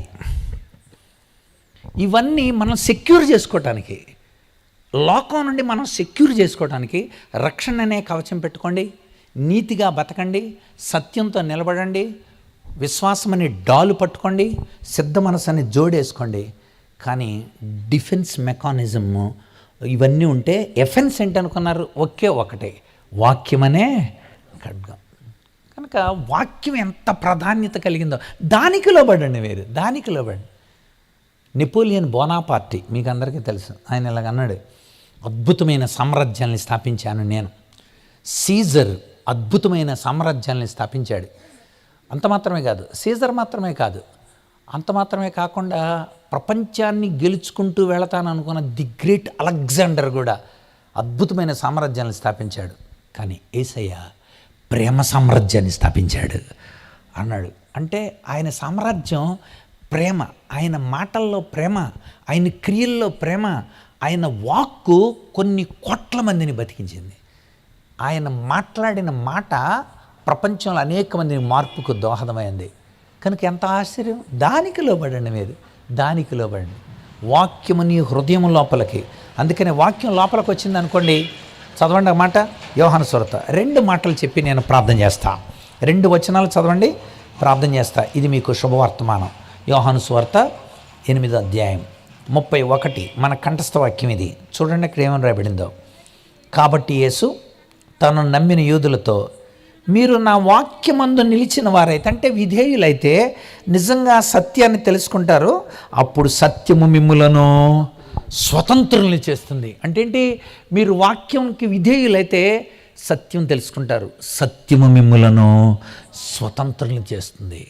ఓకే, సత్యం తెలుసుకోవాలి. ఈ లోకంలో ఉన్నవన్నీ అలాగే కనపడుతూ ఉంటుంది. మేము చిల్డ్రన్ క్యాంప్కి వెళ్ళాం. మమ్మల్ని నడిపిస్తున్న మా యొక్క టీం లీడర్ అన్న గబగబా స్నానం చేసి వచ్చి ఒక ఇల్లు మాకు ఇచ్చారనమాట. అప్పుడు పూరిళ్ళు. ఆ ఇంట్లో అందరం డ్రెస్ మార్చుకున్నాం. గబగబా అన్న పైనున్న పాండ్స్ పౌడర్ పైన ఉందనమాట. ఆ పైన ఉన్న పాండ్స్ పౌడర్ తీసేసి మొత్తం అన్ని ఒళ్ళంతా రాసేసుకున్నాడు. ఆయన రాసుకుని 2 నిమిషాలు, తమ్ముడు మంట వస్తుంది ఏంటి అని అన్నాడు. తీరా చూస్తే అది గమిక్స్ అని, అది సో అంటే పాండ్స్ పౌడర్లో పోసారు అది. అందుకని పైన పెట్టారు. మామూలు పౌడర్ అయితే కింద పెడతారు. కానీ అంటే తెలీదు అందులో గమీక్సన్ ఉందన్న సంగతే. అది సీమల మందు, అది పొట్టంతా దొద్దులు చేసి ఎవరికి చెప్పకుండా అన్నాడు. నిజమే కదా, చాలాసార్లు మనం గుణమెరుగక మనమే చాలాసార్లు అంటాం. అక్కడ కూడా రాబడింది, ఎలీషా గారు గుణమెరుగక ద్రాక్ష తీగలు అందులో వేసాను, అది చేదు ద్రాక్షలు, కుండలో విషం ఉన్నది. కుండలో విషం ఉన్న సంగతి మనకు తెలీదు. అయ్యో తెలియక ఇలా స్నేహం చేశానండి, తెలియక ఇలా చేశానండి. వీటన్నిటి నుండి విడుదల కలగజేయాలంటే ఖచ్చితంగా ఇక్కడ అంటాడు, దేవుని వాక్యమే సజీవము గలదై బలము గలదై ఎటువంటి పరిస్థితులన్నిటి కూడా బాగు చేయగలిగింది. దానికి లోబడిన మీకు మేలు.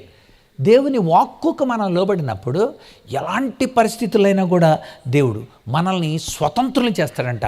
అపవాది స్థితి నుండి వెంటనే అంటాడు, అక్కడ కొంచెం పిండి కొంచెం తీసుకురండి అన్నాడు. అందులో వేసాడు. కుండలో విషమున్నది అని ఉంటుంది. కిందకి వెళ్ళిన తర్వాత ఇంగ్లీష్ బైబిల్లోనైతే, O master death in pot, మరణం కుండలో ఉంది. ఈ కుండల్లో మరణం ఉంది. ఎప్పుడైతే లోబడ్డారు, నేను చెప్పినట్టు చేయండి అన్నాడు. పిండి తీసుకొచ్చేసారు.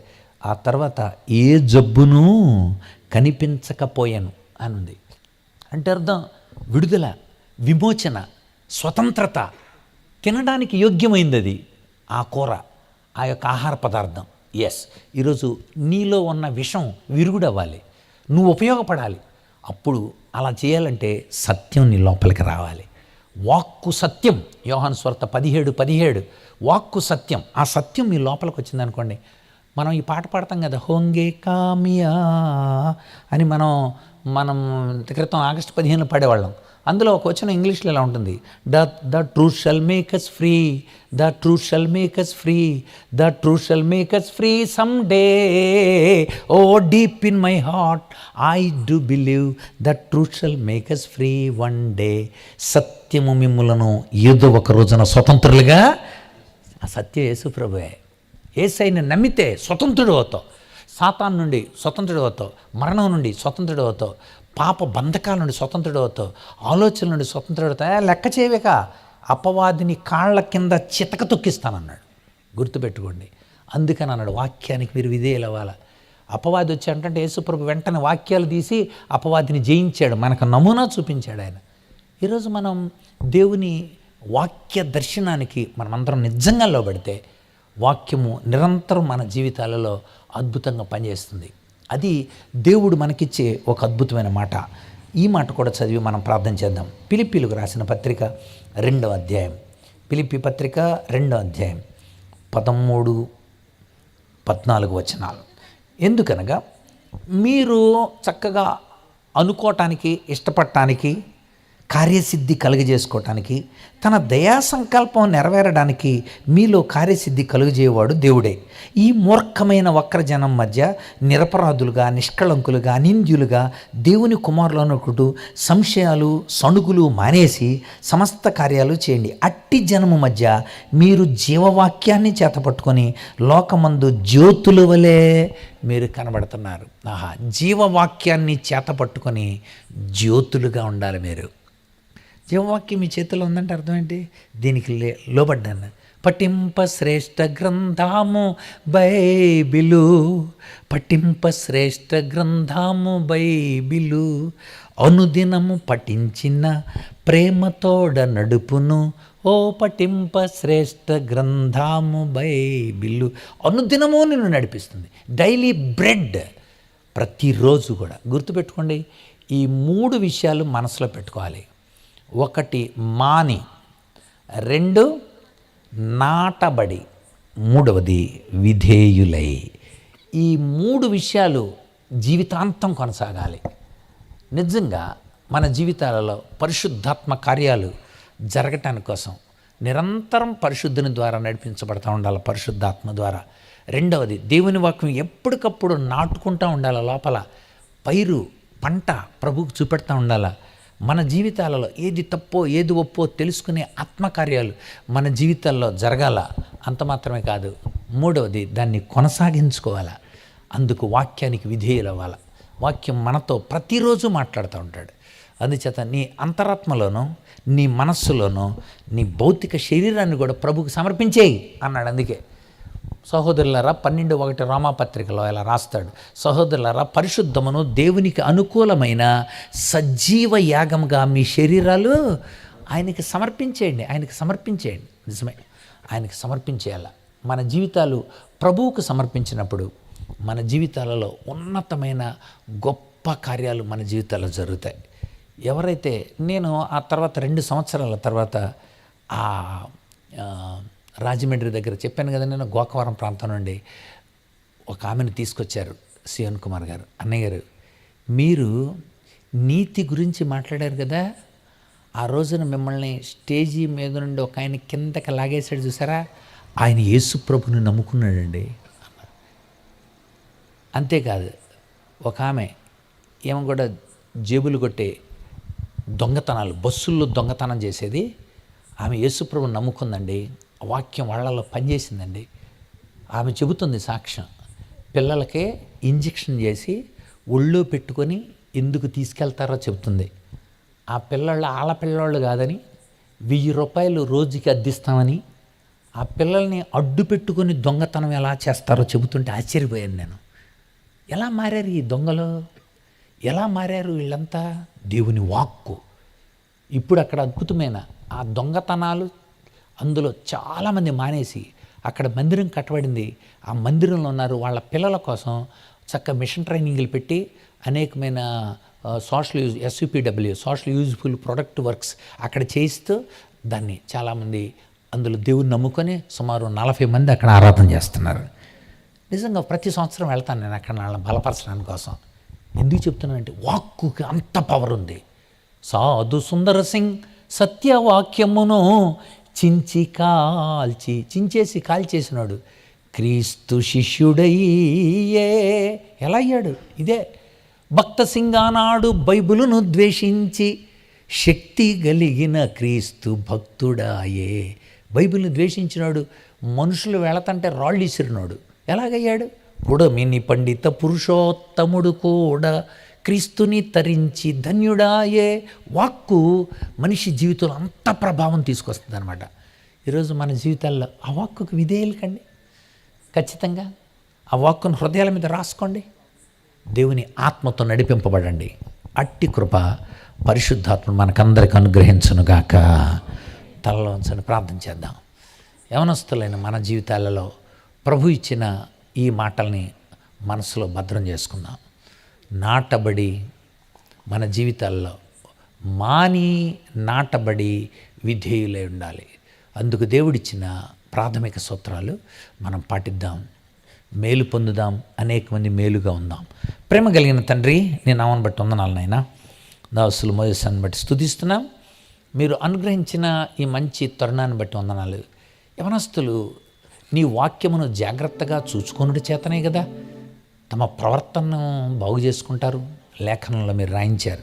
ఈరోజు యవనస్తులు తండ్రి లేఖనాలను చూడగలిగారు. చాలామంది వింటున్నారు. తమ హృదయాల్లో నువ్వు తప్ప మా జీవితాలను బాగు చేసేవాడు ఎవరూ లేరని వాళ్ళు తెలుసుకోవడానికి. ప్రభువా, నిజముగా మేము నీ దగ్గర మా స్థితిని ఒప్పుకున్నప్పుడు మా పాపాలను నువ్వు నీ రక్తంతో కడిగి నీ ఆత్మను మాలో ఉంచుతావు ప్రభువా.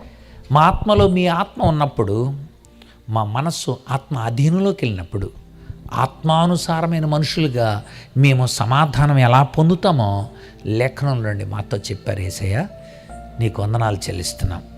అంత మాత్రమే కాక మా జీవితాల్లో నిరంతరం ఈ లోకంలో స్వస్థ బుద్ధితో నీతితో బతకటానికి మా మనసుల్లో మీ మాటలను పెట్టి హృదయాల అనబడిన పలకల మీద వాటిని రాసి నిరంతరం గుర్తు చేస్తూ నీ కోసం బ్రతకడానికి మాకు మంచి యోగ్యత భాగ్యం మాకు ఇచ్చారు. అందుకే వందనాలు.